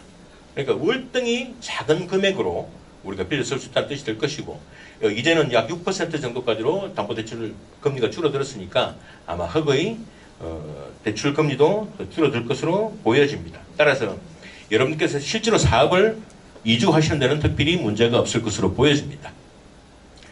자, 우리 사업은 그러면 앞으로 어떤 절차로 어떻게 진행이 될까요? 자, 모아타운은 크게 3가지의 사업 절차를 가지고 있습니다. 첫 번째, 사업을 선정하는 단계. 두 번째, 모아타운의 계획을 수립하는 단계. 그리고 개별적인 사업을 시행하는 단계로 나누어집니다. 우리는 어디까지 끝났을까요? 자, 1차 단계는 완전히 끝났습니다. 이미 우리는 모아타운 지구로 선정이 되었습니다. 그럼 두 번째 단계부터 사업을 시작합니다. 즉 모아타운 관리계획을 수립하는 단계인데 앞서 설명드린 대로 다음 주 월요일에 우리 중랑구에서는 우리 인근구역들과 우리 구역들에 대한 관리계획 수립을 위한 용역 착수회를 할 예정에 있습니다. 용역 착수라는 것은 지금부터 우리 지역에 대한 관리계획을 수립하겠다는 뜻이 될 겁니다. 앞서 그 사업기간을 1년이라고 말씀을 드렸던 것은 중랑구청에서 보수적으로 이야기를 드린 겁니다. 통상적으로 서울시에서 지금 요청하고 있는 절차의 시간은 6개월 정도입니다. 6개월 정도인데 한 4개월 정도 내에 모아타운 기본계획을 수립하고 그 모아타운 계획이 수립된 것을 기초로 관계청, 즉 우리 중랑구청과 서울시의 관계기관들과 협의를 하고 최종적으로 심의를 하는 시간을 약 2개월 정도로 보고 있습니다. 따라서 6개월 정도의 사업기간을 보고 있는데 이거는 서울시가 그만큼 사업을 빨리 하고자 하는 의지가 크기 때문에 그렇습니다. 따라서 6개월을 기준해서 약 한 1, 2개월 정도의 시간이 더 추가적으로 소요되는 것을 보는 것이 타당해 보입니다. 면목역 구역을 보시면 아시겠지만 면목역 구역은 처음에 선정이 되고 최종적으로 고시까지 약 한 9개월 정도가 소요가 되었습니다. 한 10개월 정도 소요가 되었습니다. 근데 왜 그렇게 될 수밖에 없었냐고 하면 면목역 구역을 통해서 처음으로 모아타운 계획을 어떻게 수립할 것인지에 대한 토대가 만들어졌었습니다. 이미 이제 토대는 완성이 되어 있으니까 그 기준 하에서 계획을 수립하는 것은 아무래도 절차적인 시간이 좀 더 빠를 것으로 보여집니다. 물론 중랑구에서 시간을 얼마나 더 소요를 하느냐에 따라서 달라지겠지만은 저희는 기본적으로 모아타운 계획이 수립되고 주민 공람을 거치고 고시가 나는 데는 한 7, 8개월 정도가 소요될 것으로 현재는 보고 있습니다. 자, 그게 끝나고 나면 이제 개별적으로 각 구역별로 사업을 하게 됩니다. 이미 조합 설립 인가를 끝나고 그 사이에 모든 계획을 수립을 해 두면 바로 통합심의와 사업 착공에 들어갈 수 있겠죠. 이주와 더불어서. 또 그렇지 못하면 그때부터 또 조합 설립을 하기 위한 지지부진한 시간들을 아마도 가져야 될 겁니다.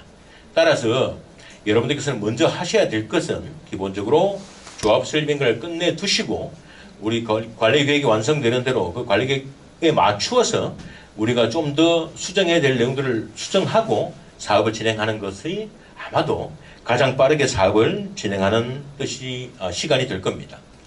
자, 이렇게 말씀을 드리고 나면 우리 여러 조합원님들께서 야, 요즘 세상도 어려운데 뭘 그렇게 열심히 뭘 그렇게 빨리 사업을 진행하니? 라고 이야기를 하십니다. 이 사업은 그렇습니다. 현재 서울시의 아파트 가격과 또 개발에 대한 사람들이 기대는 최악입니다. 뭐 여러분들께서 저보다 더 잘 아실 거예요. 그런데 희한하게 우리 인근에는 노도강이라고 이야기를 합니다. 통상 노원이나 도봉이 갑자기 아파트 가격이 요즘 들어서 좀 올라갑니다. 왜 그럴까요? 이미 노도강에 있는 재건축 아파트 단지들이 정밀안전진단을 통과하기 시작했습니다. 그 이유는 서울시에서 재건축을 옥죄고 있던 안전진단에 대한 기준들을 완화해 줬기 때문에 그렇습니다. 그러니까 그쪽은 이 안 좋은 시절에 뭐하러 사업을 시작할까요? 간단합니다.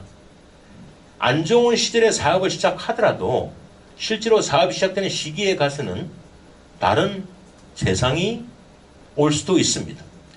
우리가 기본적으로 준비를 하고 사업을 시작할 때까지 걸리는 시간이 기본 계획이 완성되더라도 최종적인 인허가까지는 약 2년 정도가 소요가 됩니다. 기본 계획이 다 완성됐더라도 그걸 세부적인 아파트 계획을 만들고 여러분들의 인허가를 거치고 관리 처분을 하고 이주를 한 때까지 걸리는 시간이 최소한 2년이 걸린다는 겁니다. 즉 우리 사업은 사업 준비 기간 2년에 공사 기간 3년을 보면 딱 맞습니다. 그럼 앞으로 2년 후에는 그때도 과연 아파트가 우리 주변의 상황이 이럴까요? 물론 그때도 안 좋다라고 하면 그때는 사업 시기를 여러분들이 결정을 하실 수가 있죠. 즉 인허가를 완벽하게 끝내놓으면 그 다음부터는 어떤 상황이 오더라도 여러분들이 대처를 할 수가 있겠지만은 준비가 안 돼 있고 상황이 좋아질 때까지 보고 있으면 그때 가서 만약에 좋아진다고 하더라도 시작하고 나서 걸리는 시간들이 물리적으로 존재를 하기 때문에 여러분들께서 정확한 좋은 골든타임을 캐치를 할 수가 없습니다. 따라서 지금부터 빠르게 사업을 진행하는 것이 가장 효율적입니다. 자, 마지막으로 즉 이 가로주택과 가로주택하고 모아타운 또 기본적인 재개발 또 우리 지역은 여기 옆에 있기 때문에 역세권 시프트를 통해서 과연 어느 사업이 가장 적절한지에 대해서 좀 설명을 드리도록 하겠습니다. 자, 재개발은 기본적으로 땅에 대한 용적률이 180% 정도가 기준입니다. 아닌데 재개발 구역가니까 용적률 260%라고 하던데 맞습니다. 근데 그 땅의 용적률이 260%까지 올라가는 것은 재개발 구역은 기본적으로 약 25%에서 30%에 이르는 기부 체납이라는 걸 하게 됩니다. 내 땅을 오롯이 내 사업지로 쓰는 것이 아니고 도로를 만들거나 공원을 만들거나 학교를 만들거나 공공시설을 짓거나 즉 내 땅의 25%에서 30%를 공공이 쓸 수 있게끔 기부 체납을 하는 것을 원칙으로 하고 있습니다. 그러니까 180% 되는 땅에 25% 되는 땅을 빼버리고 나면 그 땅의 용적률이 자동적으로 올라갈 수밖에 없겠죠. 그렇기 때문에 기본적으로 용적률은 180%를 기준으로 하고 있습니다. 근데 우리는 기본적으로 기부 체납이라는 게 없습니다. 모아타운은. 혹시라도 우리가 기부 체납을 하게 되면 아까 제가 설명을 드렸죠. 내 땅에서 도로를 만들거나 공원을 만들거나 주차장을 만들거나 하게 되면 원래 기부 체납이 없는데 그럼 만들게 되면 어떻게 한다고요? 국가에서 시비와 국비와 구비로 375억까지 그 만드는 비용을 보전을 해줍니다. 그 돈으로 혹시 모자라면 용적률로 인센티브를 줍니다. 그렇기 때문에 우리는 기본적으로 뺏기는 게 없습니다. 따라서 내 땅의 250%는 무조건 내 거라고 생각하시면 됩니다. 물론 우리가 이종일반 주거지이기 때문에 250% 올리려고 하면 한 개 단계를 상승을 시켜야 됩니다. 그럼 늘어나는 것에 반 정도, 50%에서 반, 25%는 임대아파트를 지어도 됩니다. 지어야 됩니다. 그걸 지어야 나머지 거는 순수하게 내 거라고 생각하시면 됩니다. 재개발도 지금 17%, 20%가 임대아파트를 짓습니다. 그것보다는 아마도 월등히 나을 겁니다. 자, 기본적으로 청수는 아예 둘 다 제한 없습니다. 용적률로 됐고요. 또 그 다음에 기부채납은 원칙적으로 배제가 된다고 말씀을 드렸습니다. 국 12급이 375억까지 우리는 지원을 받는다고 말씀을 드렸고요. 또 하나, 흑어로부터 돈을 싸게 빌려 쓸 수 있는 유일한 사업, 우리 사업입니다. 나머지는 기본적으로 시공회사가 보증을 쓰거나 각 우리 조합원님들께서 개인적으로 담보물건을 제공해서 사업비를 빌려서 우리가 사업을 시작합니다. 근데 이자가 무식해요. 요즘 제일 싼 이자가 아무리 싸도 6%, 7%입니다. 특히나 프로젝트 파이낸싱이라고 하는 PF라고 하는 것은 PF 수수료 플러스 대출 이자까지 합하면 악소리가 납니다. 둔천주공의 예를 들어볼게요. 둔천주공에서 공사가 섰던 기간은 얼마 안 되죠. 공사가 중단됐던 시간이 생각보다 오래 걸리지 않았습니다. 왜요? 조합에서 손을 들었거든요. 근데 조합에서 왜 손을 들었을까요? 시공사하고 끝까지 싸우지.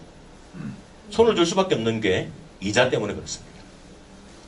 거기는 한 달에 이자가 150억 이상이 더 발생됩니다. 그거를 못 견디는 겁니다. 그만큼 이 사업에서 신속함을 중요시하고 빠르게 사업이 진행되어야 된다고 하는 것은 사업기간을 줄인다는 것. 이 사업기간을 줄인다는 것은 결국 뭘 줄인다고요? 비용을 줄이는 겁니다. 이자를. 그리고 그 이자는 될 수 있으면 싼 데서 빌리는 것이 가장 바람직하겠죠. 따라서 1.5%의 저리로 돈을 빌려 쓸 수 있는 유일한 사업이 바로 우리 모아타운 가로채 정비 사업이 되겠습니다. 자, 사업기간은 뭐 말할 필요도 없습니다. 재건축 재개발 15년 걸려도 안 됩니다. 서울은. 15년 걸려도 손드는 데 엄청나게 많습니다. 근데 우리는 최대 5년 정도를 보시면 새 아파트에 입주할 수 있는 길이 바로 열립니다. 주택수 당연히 제일 많이 주고요. 또 건립세대수 그 임대아파트도 비율도 가장 작은 규모로 하고 있습니다. 자, 우리 사업보다 역세권 시프트는 좀 더 줍니다. 우리는 용적률 250%밖에 안 준다고 그러잖아요. 역세권 시프트는 두 단계 종열 상향시킬 수가 있습니다. 그럼에도 불구하고 안 하려고 해요. 왜 안 하느냐? 자, 두 단계로 용적률을 상향시켜주면 늘어나는 용적률의 반을 뭐를 만들어야 된다고요? 임대아파트를 지어야 됩니다. 거기에 기본적으로 건립하기 위한 임대아파트도 있습니다. 근데 문제는 임대아파트는 대형 평형이 아니에요. 통상적으로. 커봐야 25평짜리를 짓습니다. 요즘 들어서 서울시에서 33평짜리 임대아파트는 지어볼까 생각하고 있는데 아마도 힘들 거예요. 최고로 커봐야 25평짜리일 겁니다. 그럼 소형 평형으로 늘어나는 용적률의 반을 임대아파트를 짓다 보니까 전체 세대로 따지면 약 40%에서 50%가 임대아파트예요. 여러분들 집 아파트 단지가 한 반 정도가 임대아파트라고 하면 그걸 민영아파트라고 할 수 있을까요? 여러분들 어떻게 생각하십니까? 공공임대죠. 그것이 일부가 내 집이라고 주장하는 거죠. 그렇기 때문에 사업이 안 됩니다. 따라서 현재까지 여러분들께 발표되었던 모든 개발 방식 중에서 정비사업이라는 겁니다. 정비사업 개발 방식 중에서 재개발, 재건축, 뭐 신속통합 많이 이야기 들어보셨죠? 이 신속통합도 결국 재개발, 재건축입니다.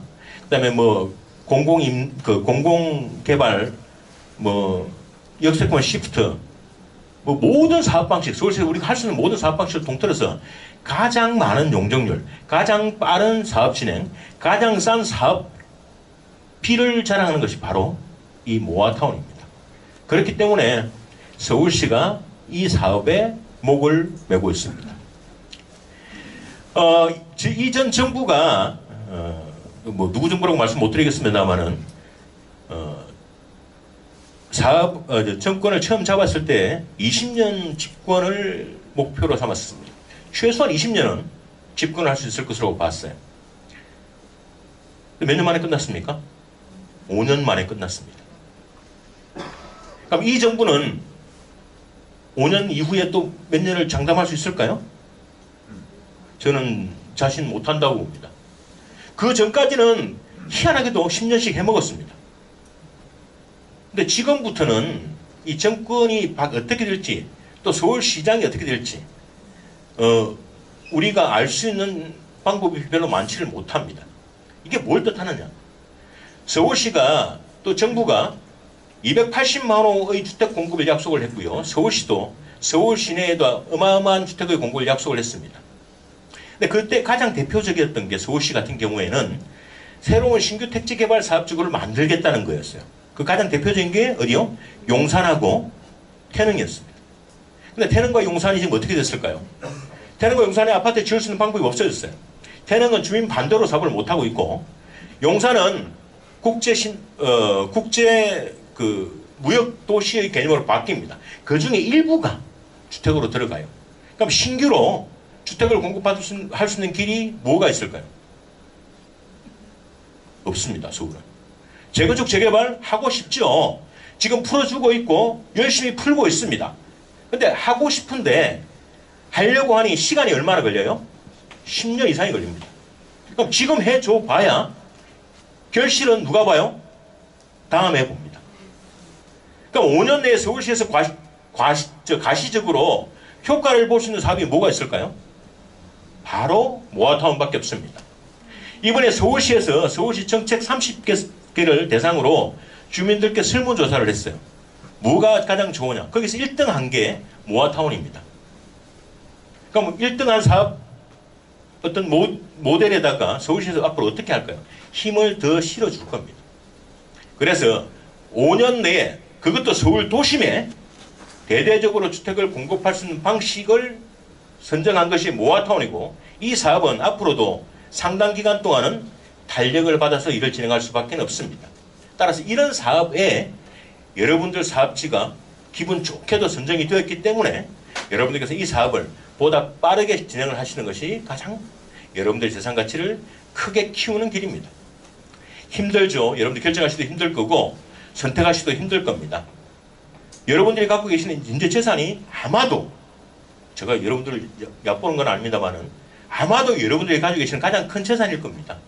결국 내 재산, 가장 큰 재산을 걸고 이 사업을 뻥튀기 하는 건데 이것을 결정하는 것이 쉽지는 않겠죠. 그렇지만은 좀 더 알아보십시오. 주변에 우리 그 실장님들 오시면 물어보시고, 또 사무실도 가서 물어보십시오. 또 서울시에도 확인하시고 구청에도 확인을 해보십시오. 5년 내에 사업을 끝내고 사업비를 가장 적게 쓰는 사업 방식이 뭔지를 확인해 보시면 결국 그것이 모아타운으로 결정된다는 걸 여러분께서 충분히 아실 수 있을 겁니다. 이런 조업 사업 방식이 때마침 나와주었으므로 여러분께서 좀 더 한 발 앞서서 사업을 진행해 주시기를 당부드리겠습니다. 우리 면목본동의 3차, 4차 주민들께서는 그 구역을 합치는 것에 지금 포커스를 염두에 두시고 있는데 저희는 그렇게 보지는 않습니다. 이 사업 방식은 사업 계획을 진행하는 것과 동시에 사업을 진행할 수 있는 추진 주체를 만드는 것도 굉장히 중요합니다. 따라서 주민들께서 원하시면 추후의 개발 방식은 얼마든지 바뀔 수 있기 때문에 저희로서는 오히려 거꾸로 사업을 추진할 수 있는 주체를 빨리 서로 합심해서 어느 한 곳이라도 만드십사라고 추천을 드리고 싶습니다. 그 이후에 개발 계획은 여러분의 뜻에 따라서 결정이 될 겁니다. 여러분들께서는 결국 이 사업의 주체십니다. 즉, 이 사업에 땅을 투자한, 건물을 투자한 주주세요, 주주. 주주가 결정하는 것을 감히 누가 어떻게 거부를 할 수 있습니까? 이 사업은 여러분들이 이 총회나 아니면 동의 절차를 통해서 결정하는 것을 한치도 벗어날 수 없습니다. 결국 모든 것은 주민의 의지대로 결정이 되고 주민의 의지에 의해서 진행이 됩니다. 따라서 여러분들께서 그 진행할 수 있는 주체를 만드시는 것이 무엇보다도 가장 우선해야 된다는 것을 다시 한번 설명을 드리도록 하겠습니다. 자, 긴 시간 저희가 두서없이 이렇게 떠들었습니다. 지금부터는 여러분들께서 혹시 궁금한 내용이 있으시면 제가 질문을 받고 답변을 드리는 시간을 가지도록 하겠습니다. 자, 불 좀 켜주세요. 앞에는 끄고. 예, 잠깐만요.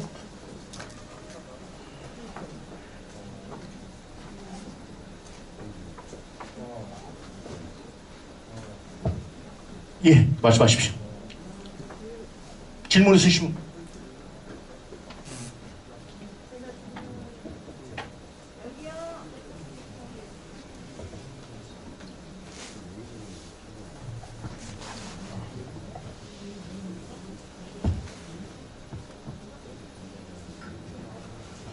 네, 저는 이제서야 그 모아타운에 대해서 좀 관심을 갖는 사람이고요. 아까 설명을 너무 잘해 주셨는데 궁금한 점이 있습니다. 첫째는 모아타운에서 기부 체납은 없다고 했는데 아까 조감도를 봤을 때 조감도 상에는 행복주택이라든가 아니면 그 청년주택이라든가 이렇게 공공의 주택이 있습니다. 그럼에도 불구하고 그거랑 상관없이 기부 체납이랑 그건 상관이 없는 건지 하나 하고요. 두 번째는 지금 이제 각 조합원들이 살고 있는 그 곳, 그러니까 그 곳에서 이제 아까 조감도를 봤을 때 어떤 것은 저층, 어떤 곳은 중층, 또 어떤 곳은 고층 이렇게 전체적으로 조망이 되어 있습니다. 그 다음에 또 어떤 지역은 도로로 나와 있고 또 어떤 곳은 또 공공의 그 주택으로 이렇게 되어 있는데 그렇담 지금 현재 내가 살고 있는 곳에서는 도로가 되거나 혹은 공공주택 단지 혹은 저층의 단지가 될 수 있잖아요. 그럴 경우에 전체적으로 분양 이게 사람들이 선택을 할 때 어떤 방식으로 선택하게 되는지가 1차적인 질문입니다. 예. 그 다음에 또 한 가지 두 번째 질문은 자, 이거 설명 좀 드리고 제가 까먹을 것 같아서. 자, 저희가 아까 기부 체납이 없다고 했습니다. 그죠? 기부 체납을 하게 되면 그 돈으로 돌려받는다고 그랬죠. 근데 말씀하신 것이 이게 자유주택 정비사업과 청년주택입니다. 이거는 기부 체납이 아니고 현재 이 지역이 자유주택 조합으로 결성이 되어 있거나 역세권 청년주택으로 결정이 되어 있는 지역입니다. 우리 땅이 아니에요. 우리 땅이 아닌 걸 그 사업을 하는 것은 기부 체납으로 볼 수가 없겠죠. 그러니까 원래 기본적으로 우리 땅은 기부 체납이 없습니다. 두 번째, 내가 살고 있는 현재 구역이 혹시 도로에 편입되거나 그러지 않는가라고 걱정하셨는데 그런 지역은 단 한 곳도 없습니다. 현재 있는 도로는 기존에 있는 도로 축의 선상으로 만들어졌고 거꾸로 기존에 있던 도로들도 저희가 필요하면 녹지화하는 계획을 수립하고 있기 때문에 내 땅이 도로로 편입되거나 뭐 공공으로 편입되는 일들은 없다고 보시면 되겠습니다. 다만 하나, 우리가 면목 그 6차에 보면 여기 남촌공원이 있었죠. 이 남촌공원을 밑에 구역과 구역을 바꾸었습니다. 이런 부분들은 있을 수 있는, 즉 여기에 있는 분들이 이 지역으로 옮겨가서 사업을 진행하게 되는 것은 있겠죠. 근데 그거는 일부라고 보시면 되겠습니다. 또 세 번째, 자, 우리 아파트가 고층과 저층으로 나누어져 있습니다. 근데 저희가 이 고층 아파트를 우선적으로 말씀을 드리는 것은 뭐냐고 하면, 예전에는 아파트가 분양을 받을 때 잘 아시겠지만은 중간층이 제일 로얄층이었죠. 중간층이 좋다고 그랬습니다. 지금은 아니죠. 지금은 아파트 가격은 꼭대기부터 시작합니다. 꼭대기가 제일 비싸요. 즉 높은 층이 비싸다는 이야기입니다. 왜 비싼지는 뭐 여러분 잘 아실 겁니다. 높을수록 채광, 환기, 뷰가 좋아요. 그렇기 때문에 요즘은 아파트가 높을수록 오히려 인기가 있습니다. 그래서 저희가 고층 아파트를 많이 만드는 이유는 서울시에서 제안하는 모아타운 계획 수립하에서 높은 층을 최대한 많이 지을 수 있는 배치안을 만드는 것이 현재의 기본적인 이 내용입니다. 따라서 주민들께서는, 즉 우리 조합원님이라고 나중에 말씀을 드릴 건데, 조합원님께서는 아파트가 새로 지어지면 우선적으로 로얄동, 로얄층의 배정을 받을 수 있는 권리를 통상 부여를 받습니다. 통상이라고 하는 것보다는 아예 부여를 확실히 보장받는다고 생각하시면 될 겁니다. 그 로얄층, 로얄동 중에서 우리 조합원들이 가실 곳은 나중에 추첨을 통해서 결정을 합니다. 물론 평형대에서 경합이 있을 경우에는 종전자산가치 다액순, 내가 재산가치가 원래 많으신 분이 우선을 받습니다만은 저희는 계획 당시에부터 여러분들께 설문조사를 하고 그 설문 내용에 따라서 아파트 배치 계획을 하기 때문에 그런 경합은 많이 없을 것으로 보여집니다. 자, 그렇게 되면 우리 전체 아파트 단지에서 제일 좋은 층, 제일 좋은 동을 만들어서 우리 조합원들께 우선 배정합니다. 그렇게 되면 소위 말하는 외곽에 있는 중저층에는 아마도 우리 조합원들께서 가실 확률은 없어질 겁니다. 있더라도 그게 이제 꼭대기층 정도만 되지 실질적으로 보다 많은 주민들께서 로얄층, 로얄동으로 배치를 받게 하기 위해서 저희가 고층 아파트를 배치를 하고 있는 겁니다. 자, 이렇게 앞선 질문은 설명을 드렸고요. 또 다른 질문도 해주시기 바랍니다. 그러면 지금 이제 저 조감도상에서 예. 맨 앞쪽에 그 하나로 나와져 있는 거는 지금 현재 주소지가 어느 정도 됩니까? 주소지요? 네. 주소지는 제가 잘 모르겠습니다. 네. 그 제가 외우지를 못해가지고. 몇 구역인가요? 여기요. 네. 맨 앞쪽에 나와 있는 것은 여기가 6차 지역입니다. 6차 지역에 여기가 천주교회 아시죠? 네. 천주교회 위치가 여기입니다. 여기가 장로교회 위치고요. 네. 여기가 면목역입니다. 예, 알겠습니다. 예. 그 다음에 이제, 아까 이주비 관련해서 얘기했었는데 요즘 사실은 대출금리가 상당히 높습니다. 예. 근데 그럼에도 불구하고 1.5에서 높으면 2.2까지가 될 거다 이렇게 얘기를 하셨는데 이건 거의 변함이 없는 거죠. 예. 허그에서 그렇게 자금을 주기로 법제화되어 있습니다. 그 다음에 이제 마지막에 있는데 혹시 입주 때 돈을 내야 되잖아요. 입주를 하기 위해 돈을 내야 되는데 그때도 대출이 가능한 건지와 그 다음에 두 번째는 사람이 살다 보면은 지금 그 주거지들이 보면은 대부분이 이게 이 집만, 저 같은 경우는 이 집만 있는 사람입니다. 그러니까 다른 건 없어요. 그럼에도 불구하고 이걸 했을 때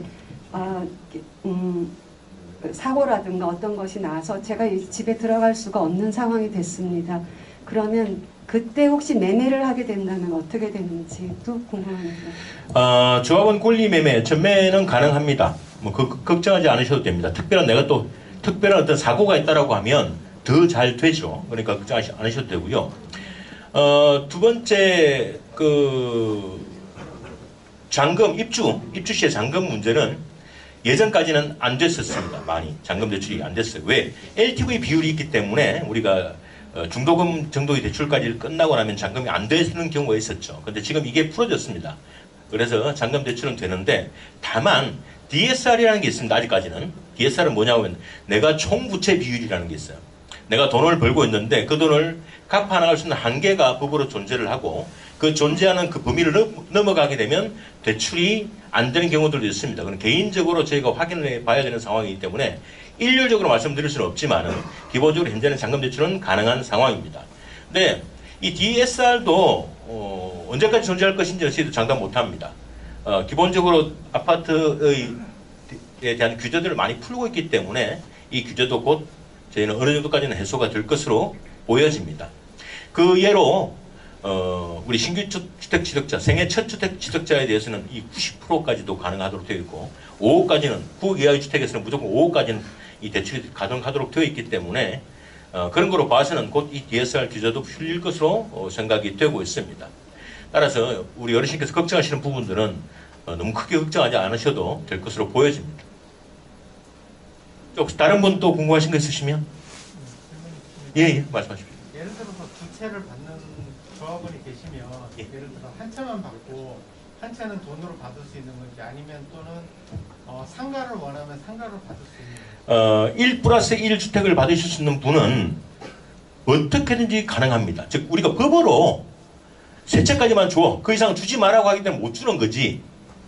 그 이상의 돈이 되시는 분들은 돈으로 다 무조건 한 걸 받습니다. 즉 1+1을 내가 무조건 주택으로 받아야 되는 건 아닙니다. 내가 선택하기에 따라서 주택 2개로 받을 수 있거나 아까 말씀하신 대로 주택 플러스 상가를 받을 수 있거나 또 주택 2개를 하고 나서 돈이 좀 일정 부분 남으면 주택 2개 상가는 얼마든지 더 받을 수 있습니다.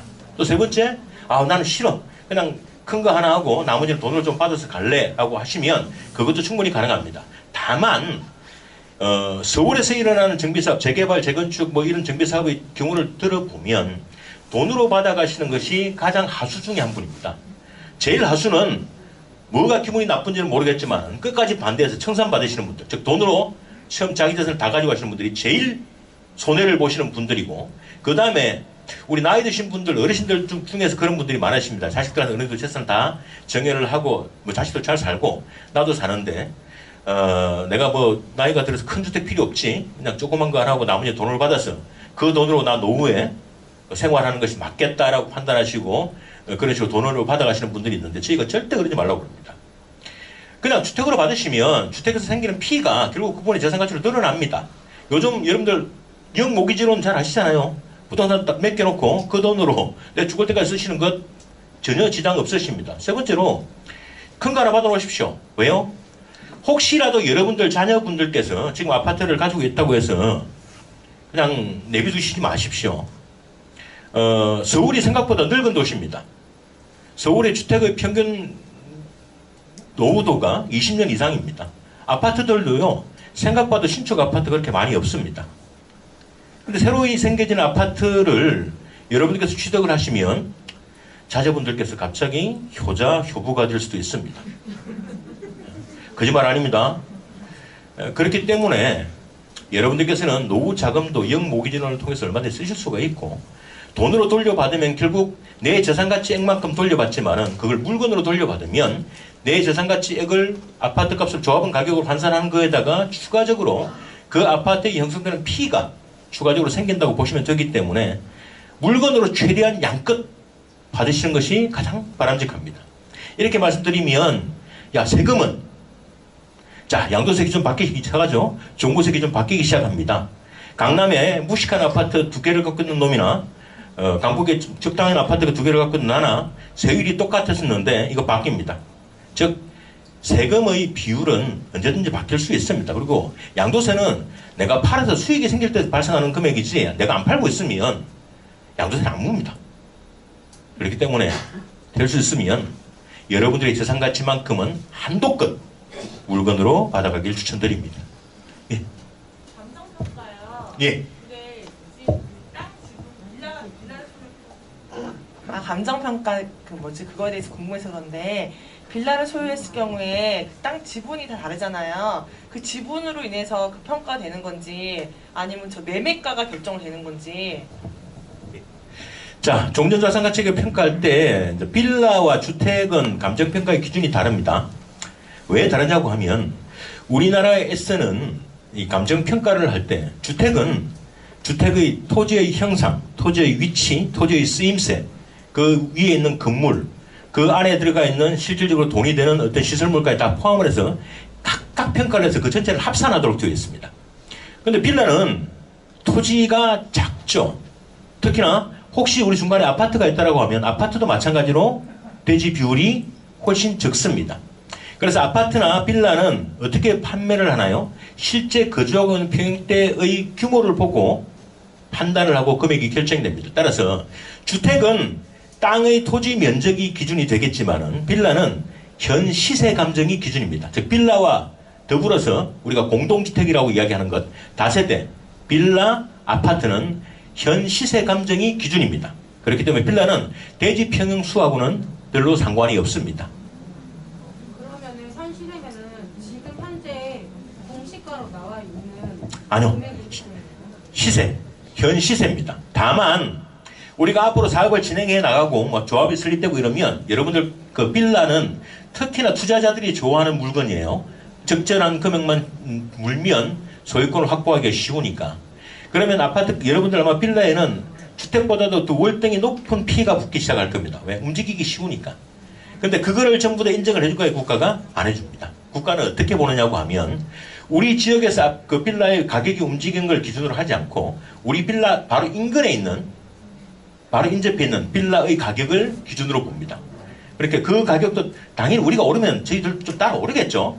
올라도 어쨌든 우리 지역에서 피가 붙는 것을 인정하지는 않고 바로 우리 빌라 인근에 있는 빌라를 기준으로 가격을 결정하게 됩니다. 그러면 매매를 싸게 했다고 해서 감정평가가 낮았으면 아니에요? 예. 아, 그건 상관없는 거예요? 즉 내 매매 금액하고는 관계없습니다. 그러면 입주권은 거꾸로 말씀드리면요. 내가 매매 금액을 대다 비싸게 샀다고 해서 그게 다 인정받지는 못합니다. 싸게 샀다고 해서 그걸 인정받는 거예요? 그렇죠. 조합원 자격은 지금 매매도 소리 나요? 예, 상관없습니다. 언제까지나요? 현재 조합원의 자격 제한이 이제 우리가 그 투기과열지구에서 해제가 됐기 때문에 예전에는 조합의 설립인가가 끝나거나 우리 같은 경우는 사업인정 고시일, 즉 우리가 모아타운으로 지정된 이후부터는 좀 어려움이 있었죠. 근데 모아타운이 지정된 이후에는 뭐가 문제가 되냐고 하면 지분 쪼개기, 즉 우리가 원래 조합원이 한 명인데 그걸 뭐 토지 건물 따로 해서 조합원이 2명이 생기게 하는 이것들은 원칙적으로 금지가 됩니다. 그거는 끝까지 유지가 되고 내 하나의 조합원의 자격의 제한은 언제든지 변동이 될 수 있습니다. 조합 설립인가가 끝날 때까지는. 조합 설립인가? 예. 지금 매매해도 예, 상관없습니다. 질문 있는데요. 예, 예. 이제 나이 먹어서 이제 그때 가서 빌라를 가지고 있기 때문에 이제 들어갈 형편이 안 될 때 예. 세를 놓을 수 있나요? 당연히 세를 넣을 수 있습니다. 이게 우리 조합원의 권리 중에서 가장 좋은 게 그런 겁니다. 실거주 아시죠, 여러분들? 우리 서울 지역의 아파트는 실거주 의무라는 게 있는데 우리 조합은 그게 없습니다. 그렇기 때문에 당연히 아까 제가 세를 놔도 된다고 말씀드렸죠. 그렇게 하셔도 됩니다. 자, 또 예, 말씀하십시오. 아까 전에 잠깐만 뒤에 분 질문하시고.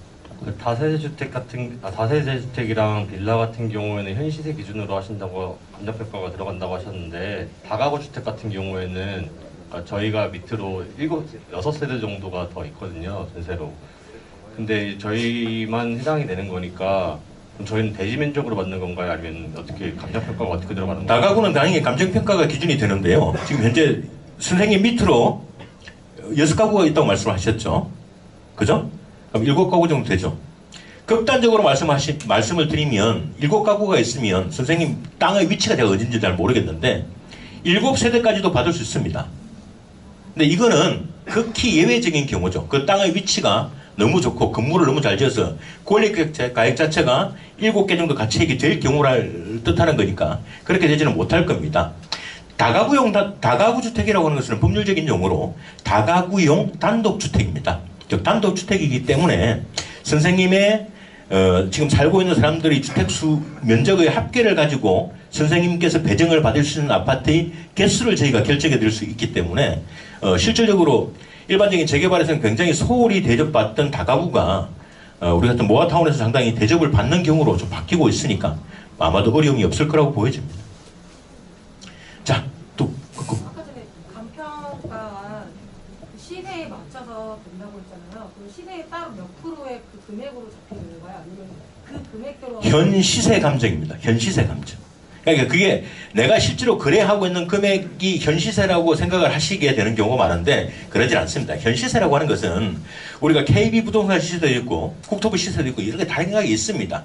그거를 감정평가사들이 이것이 적절한 시세라고 결정하는 금액이 최종적으로 결정이 되는데 그게 아까 말씀드린 대로 너무 터무니없이 낮아도 그대로 인정이 안 되고 너무 터무니없이 높아도 그대로 인정이 안 됩니다. 즉 주변의 시세는 거의 정확하게 움직인다고 생각하면 되는 거고요. 다만 현재는 조금 이 빌라를 가지신 분들이 조금 어려울 수가 있습니다. 여러분 잘 아시죠? 깡통 전세 때문에 빌라가 갑자기 툭 한 대 맞았습니다. 지금 한 대뿐만 아니고 거의 그렇게 상태까지 가 있어요. 즉 빌라의 가격 회복이 좀 늦을 수도 있다는 뜻이 되겠습니다. 그렇지만 우리가 개발 지역에는 그런 데미지가 오래 가지는 못합니다. 그러니까 조금만 지나면 아무래도 빌라는 저희가 투자자들이 보기에는 작은 돈으로 살 수 있는 굉장히 매혹적인 그 가치가 있기 때문에 우리 지역의 빌라들은 그렇게 큰 데미지 없이 정상적으로 거래가 될 것으로 보여집니다. 자, 예, 말씀하십시오. 이 구역별로 조합장이 따로 있나요? 아니면 MI 하우스에서 전체적인 관할을 저희 MI 하우징은 전체적으로 여러분들 도와주는 역할을 하게 되고요.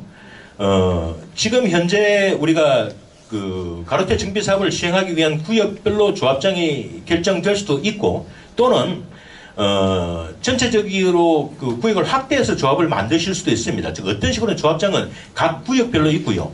여러분들 지역에는 이 각 구역의 조합장님을 통칭으로 하는 우리 연합회라는 게 결성이 되게 됩니다. 그건 왜 그러냐고 하면, 우리 전체 단지를 하나의 단지로 만들기 위해서 각 조합들끼리 건축 협정을 맺고 협의를 해야 됩니다. 앞서 우리 그 번동의 예를 들었지만은, 야, 우리 어린이 시설은 어느 쪽에다 짓는 것이 가장 우리가 쓰기에 용이할지, 또는 노인 시설은 어디에 짓는 것이 좋을지, 체육 시설은 어느 곳에 짓는 게 좋을지를 본인 혼자서 우리 지역만 이렇게 하겠으라고 결정할 수는 없잖아요. 우리가 전체가 하나의 단지가 되기 때문에. 그래서 그는 연합회에서, 각 구역의 조합장님들을 포함한 연합회에서 최종적으로 조율을 하고 우리 조합원들에게 여쭤보고 결정을 하게 됩니다. 그렇기 때문에 각각의 구역별로 조합장은 있으시고요. 이 조합장님들을 통칭하는 조합연합회도 결성이 될 예정입니다. 그리고 그분들은 여러분들 투표에서 뽑습니다. 저희가 어떻게 지정을 하거나 그럴 수 없는 거고요. 여러분들 손으로 정해서 직접 투표를 통해서 뽑으시게 될 겁니다. 예, 말씀하십시오. 한 채만 받을 수 있는 조합원이 뭐 자금 여유가 있으면 뭐 한 채를 더 우선 분양받을 수 있는 권리가 있나요? 없습니다. 법에서 못하게 합니다. 그래서 한 채를 받을 수 있으신 분이 좀 자금 여력이 있으시면 큰 거를 받으십시오. 서울이 IMF 이후로 중대형 평형의 건설 비율이 급격하게 줄었습니다. 그러다가 2008년에 우리가 금융사태를 맞고 난 이후는 아예 보통 34평 이상을 안 지었어요. 34평 이상을. 크게 지어봐야 우리가 통상 한 38평이라고 이야기하는 100캡의 전후밖에 안 지었습니다. 그렇기 때문에 지금은 여러분들 방송을 보시면 아시겠지만은 대형이 오히려 가격이 안 떨어집니다. 중소형은 휘청휘청하죠. 그러니까 대형이 오히려 안 떨어져요. 즉 34평 이상짜리들이 오히려 더 안정적일 수 있다는 뜻이 되겠습니다. 따라서 내가 두 채를 받고 싶다라고 하는 것은 법으로 두 채를 못 주니 내가 여유만 있다면 될 수 있으면 좀 큰 거, 쾌적한 거를 하시는 것이 좀 바람직할 겁니다. 예, 말씀하십시오. 네. 면목 변동을 보면은 구역이 나눠져 있고 또 연번을 못 받은 지역도 있더라고요. 예. 근데 그런 것들도 다 같이 통합해서 진행이 되는 건지 궁금합니다. 당연히 통합해서 진행이 됩니다. 우리가 연번이 부여가 된 지역들 중에서 빠져있는 구역들은 특정 구역의 확대를 결정하고 조합을 설립하게 되고요. 아예 하나도 없는 지역들은 새로이 우리가 연번 부여를 받아서 진행을 할 겁니다. 그래서 일부 구역이 지금 우리 구역이 빠져있는데 우리 구역은 왜 저책이 되어 있지? 우리 구역은 좀 색깔이 다른 거 하나도 없는데라고 걱정하실 필요 없으시고, 전체적으로 저희는 추후에 만들어질 모아타운 기본계획에 따라서 각각의 구역별로 결정이 될 겁니다. 다만 그걸 결정 단 한 이후에 뭐 동의서를 제출하고 하시게 되면 우리가 또 사업이 굉장히 지연될 수가 있지 않습니까? 그렇기 때문에 여러분들의 사업 주체를 빨리 지금 현재 결정을 해놓는 것이 좋다. 즉 조합 설립인가를 빨리 내놓는 것이 좋다라고 말씀을 드리는 겁니다. 그러면 그 구역 내 그러면은 구역이 지정이 안 된 곳도 아까 말씀하신 것 중에 구역별로 이제 어떤 시설이 어디에 올지 이렇게 정한다고 했잖아요. 예. 그러면은 구역이 지금 지정 안 돼 있는 곳들은 그런 권한이 없는 건지? 아니요, 권한은 없지 않습니다. 다 저희가 주민들의 설문과 여론조사를 다 통해서, 그리고 주민협의체가 결정이 된 이후에야 그런 것들을 결정하기 때문에 어느 구역 한 구역 소홀함 없이, 즉 소외되는 지역 없이 계획을 다듬어 나갈 겁니다. 자, 손 드신 분.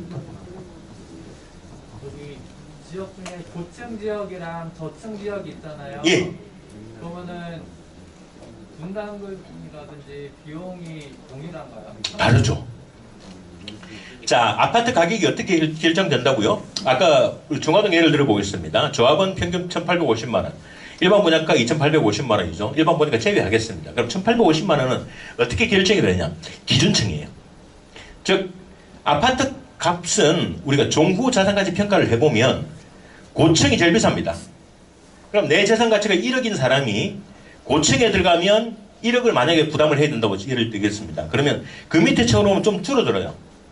그 밑에 채워놓으면 좀 더 줄어들죠. 즉 아파트의 가치는 우리가 결정하지를 못하고 종후 자산가치 평가라는 걸 통해서 결정을 하게 되고 내 자산가치에서 그 내가 입주할 세대에 맞는 것을 뺀 나머지 그걸 청산을 받든지 또는 뭐 내가 분담을 하든지 그렇게 하시면 됩니다. 즉 아파트의 가치액에 따라서 달라집니다. 즉 위치에 따라 달라지고 가치에 따라 달라지고 청소에 따라 달라지고 뭐 혹시라도 주민들 중에서 그런 분들 계십니다. 나는 고층 싫어.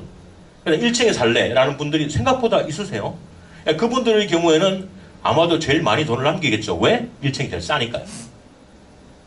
현재 저층 거주지 지역이면 분담금도 더 많아지는. 그런 건 아닙니다. 재산 가치는 지금 현재는 대부분 다 비슷해요. 지금 현재 여러분들의 재산 가치는 뭐 고층이나 저층이나 할 거 없습니다. 대부분 다 비슷한 상태를 가지고 있죠. 오히려 거꾸로 대로변에 있느냐, 단지 중앙에 있느냐 그 차이가 있을 겁니다. 그 가치는 어느 지역에 계신 현재 어느 지역에 계신 분들 다 동일할 거고요.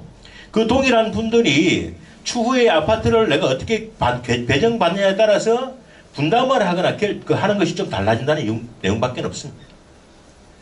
예, 말씀하십시오. 예? 예. 3,4구역이 합쳐지면 거기서 안에서 3구역 위치에서 분양을 받는 건지 아니면 4구역 쪽으로 3구역과 4구역이 합쳐지면 3, 4구역을 통칭한 구역에서 분양을 받습니다. 자, 또 궁금한 게 있을까요? 예. 네.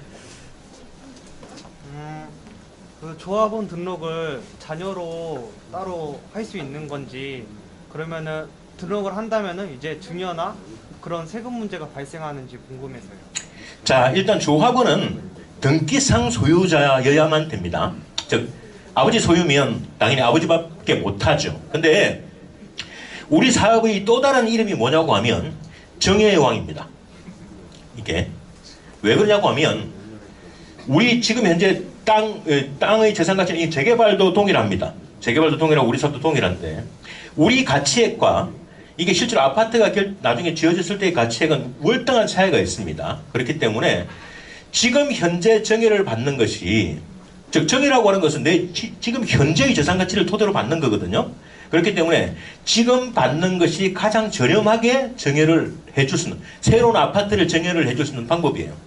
그렇기 때문에 정의를 하게 되면 지금 가장 빠르게 하는 것이 좋은데 주택의 지금 공시가가 이번에 올해 몇 프로가 떨어지냐면 서울이 전체 전국적으로 한 6%가 떨어졌고 서울이 한 8%가 떨어졌어요. 그러니까 이게 결정된 이후에 하는 게 낫겠죠. 이게 최종적으로 결정되고 난 이후에 내 재산 가치가 떨어지고 난 이후에 받는 것이 좋을 것 같고 두 번째는 저도 고민입니다. 명색이 전문가라고 하는 저도 고민이 내년에는 어떻게 될까 그러면 내년에는 더 떨어질 수 있을 것 같아요. 그래서 최소한 내년까지는 좀 시간이 있는 것 아닌가 정의를 하기에도 그렇게 보고 있습니다. 예. 예, 빌라에 대해서 한번 물어보겠습니다. 예. 빌라 전용 13평에 살고 있습니다. 그러면 뭐 아파트를 다 지었을 때 전용 면적 13평을 받는지 아니면 더 작게 받는지 어떻게 되는가요? 자, 이거는 돈의 경우인데요. 선생님께 제가 거꾸로 여쭤볼게요. 요새 13평짜리 빌라가 지금 얼마 정도 나가십니까? 제가 생각할 때는 전용 13평 같으면 한 2억 정도? 2억 정도 나가십니까? 네. 그러면 지금 현재 시세가 2억에다가 네. 저희가 비례율을 120%만 봐도 2억 6천 정도 되거든요. 네. 그럼 2억 6천까지는 저희가 공짜로 공짜로 물건을 받을 것 같은데, 그죠? 네. 아까 제가 조합원 분양가가 1,850만 원이 중화동 예라고 들었습니다. 그러면 아마도 13평 이상은 되겠죠? 아파트도 다 지어서 그 정도? 예, 그 정도 될 것 같습니다. 공간을 준다 이거죠? 예. 그리고 13평짜리 즉 내 재산 가치에 맞춰서 아파트를 짓지는 않죠. 우리가 통상적으로 아파트를 짓게 되면 임대 아파트용이라고 해서 약 한 17평짜리 18평짜리가 아마 저소평일 겁니다. 그거 하고 통상 우리가 한 20평형대라고 하는 전용 면적 한 50평방미터짜리, 그 다음에 60평방미터짜리, 그건 25평짜리라고 합니다. 그 다음에 85평방미터, 즉 우리가 34평이라고 이야기하는 것, 또 그거 이상 이렇게 지을 건데, 그 중에서 선생님께서 입주하시고 싶은 평형을 정하시고, 나 이거 정도 입주할 거야 라고 정하시고, 혹시 그 중에서 돈이 남으시면 환급 받으시면 되는 거고, 모자라시면 그 조합원 분양가만큼을 분담하시면 되는 겁니다. 그렇기 때문에 13평이라고 해서 꼭 13평짜리로 가겠다는 생각하지 마시고 25평짜리까지는 분양을 받으실 수 있기 때문에 좀 좋은 평형대를 결정하시는 것이 바람직하다고 보여지죠. 아, 그러면 33평형은 받을 수 없나요? 솔직히 안 된다라고 제가 말씀 못 드립니다. 그건 할 수가 있어요. 왜? 조합원들의 어떤 평형대를 요구하시는 것들이 그렇게 크지 않으면 33평짜리도 입주를 하실 수가 있고, 또는 거꾸로 40평대의 아파트를 우리가 몇 개를 지었는데 그걸 우리 조합원 중에 아무도 신청을 안 한다고 하면, 아니면 또는 우리가 지어진 것보다도 작은 수가 신청한다고 하면 선생님이 40평대를 신청할 수도 있습니다. 근데 문제는 이게 경합이 생겼을 경우에, 그 평형대에 다 선택이 됐으면 내가 뺑뺑이만 돌리면 되는데, 선생님하고 또 다른 분하고 우리가 33평짜리에서 경합이 생겼어. 그러면 누가 우선이냐? 돈이 많은 사람이 장땡이에요. 그래서 그런 경합이 생길 우리가 있기 때문에 제가 된다라고도 안 된다라고도 말씀 못 드립니다. 다만 저희가 곧 여러분들께 설문조사를 할 거예요. 조합이 설립되고 나면 설문조사를 해서 여러분들께서 원하시는 평형대, 원하시는 아파트의 개수를 다 조사를 할 겁니다. 특히 아파트 외에 상가가 필요하신 분들 다 조사를 할 거예요. 왜? 상가는 우리 조합원이 필요한 거 외에는 저희는 지을 생각이 없습니다.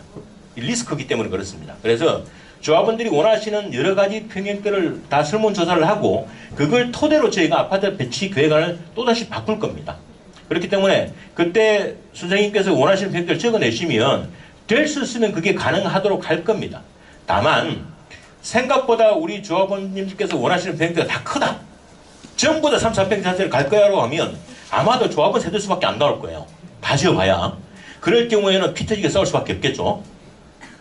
그런 경우가 있다는 것만 이해해 주시면 되겠습니다. 네, 감사합니다. 자, 오늘 첫 번째 설명회였습니다. 여러분들께서 원하시는 궁금증이 다 풀렸을지도 모르겠고 또 어려운 점이 있으실 수도 있겠습니다. 기분 좋은 것은 우리 사업지가 서울 지역의 모아타운으로 선정이 되었고, 또 우리 사업지가 단순히 하나가 결정된 것이 아니고 바로 우리 인근에 우리 땅 앞에서 2개가 결정된 것 동시에 우리 반경 한 500m 이내에는 4개 이상의 모아타운 구역이 앞으로 진행 중입니다. 즉 우리 지역이 새로이 중랑에 건설되는 새로운 아파트 단지의 중심이 될 수 있다는 뜻이 되겠습니다. 이런 사업지가 결정이 되었다는 것을 다시 한번 축하드리고, 여러분들께서도 이 사업지에서 거두어지는 결실을 여러분들 손으로 잘 챙겨갈 수 있게끔 저희도 적극 돕도록 하겠습니다. 앞으로도 저희가 때때마다 여러분들께 설명회를 드릴 것이고, 여러분께서 필요한 내용이 있으시면 언제든지 저희 직원들께 여쭤주시길 다시 한번 부탁드리겠습니다. 고생하셨습니다.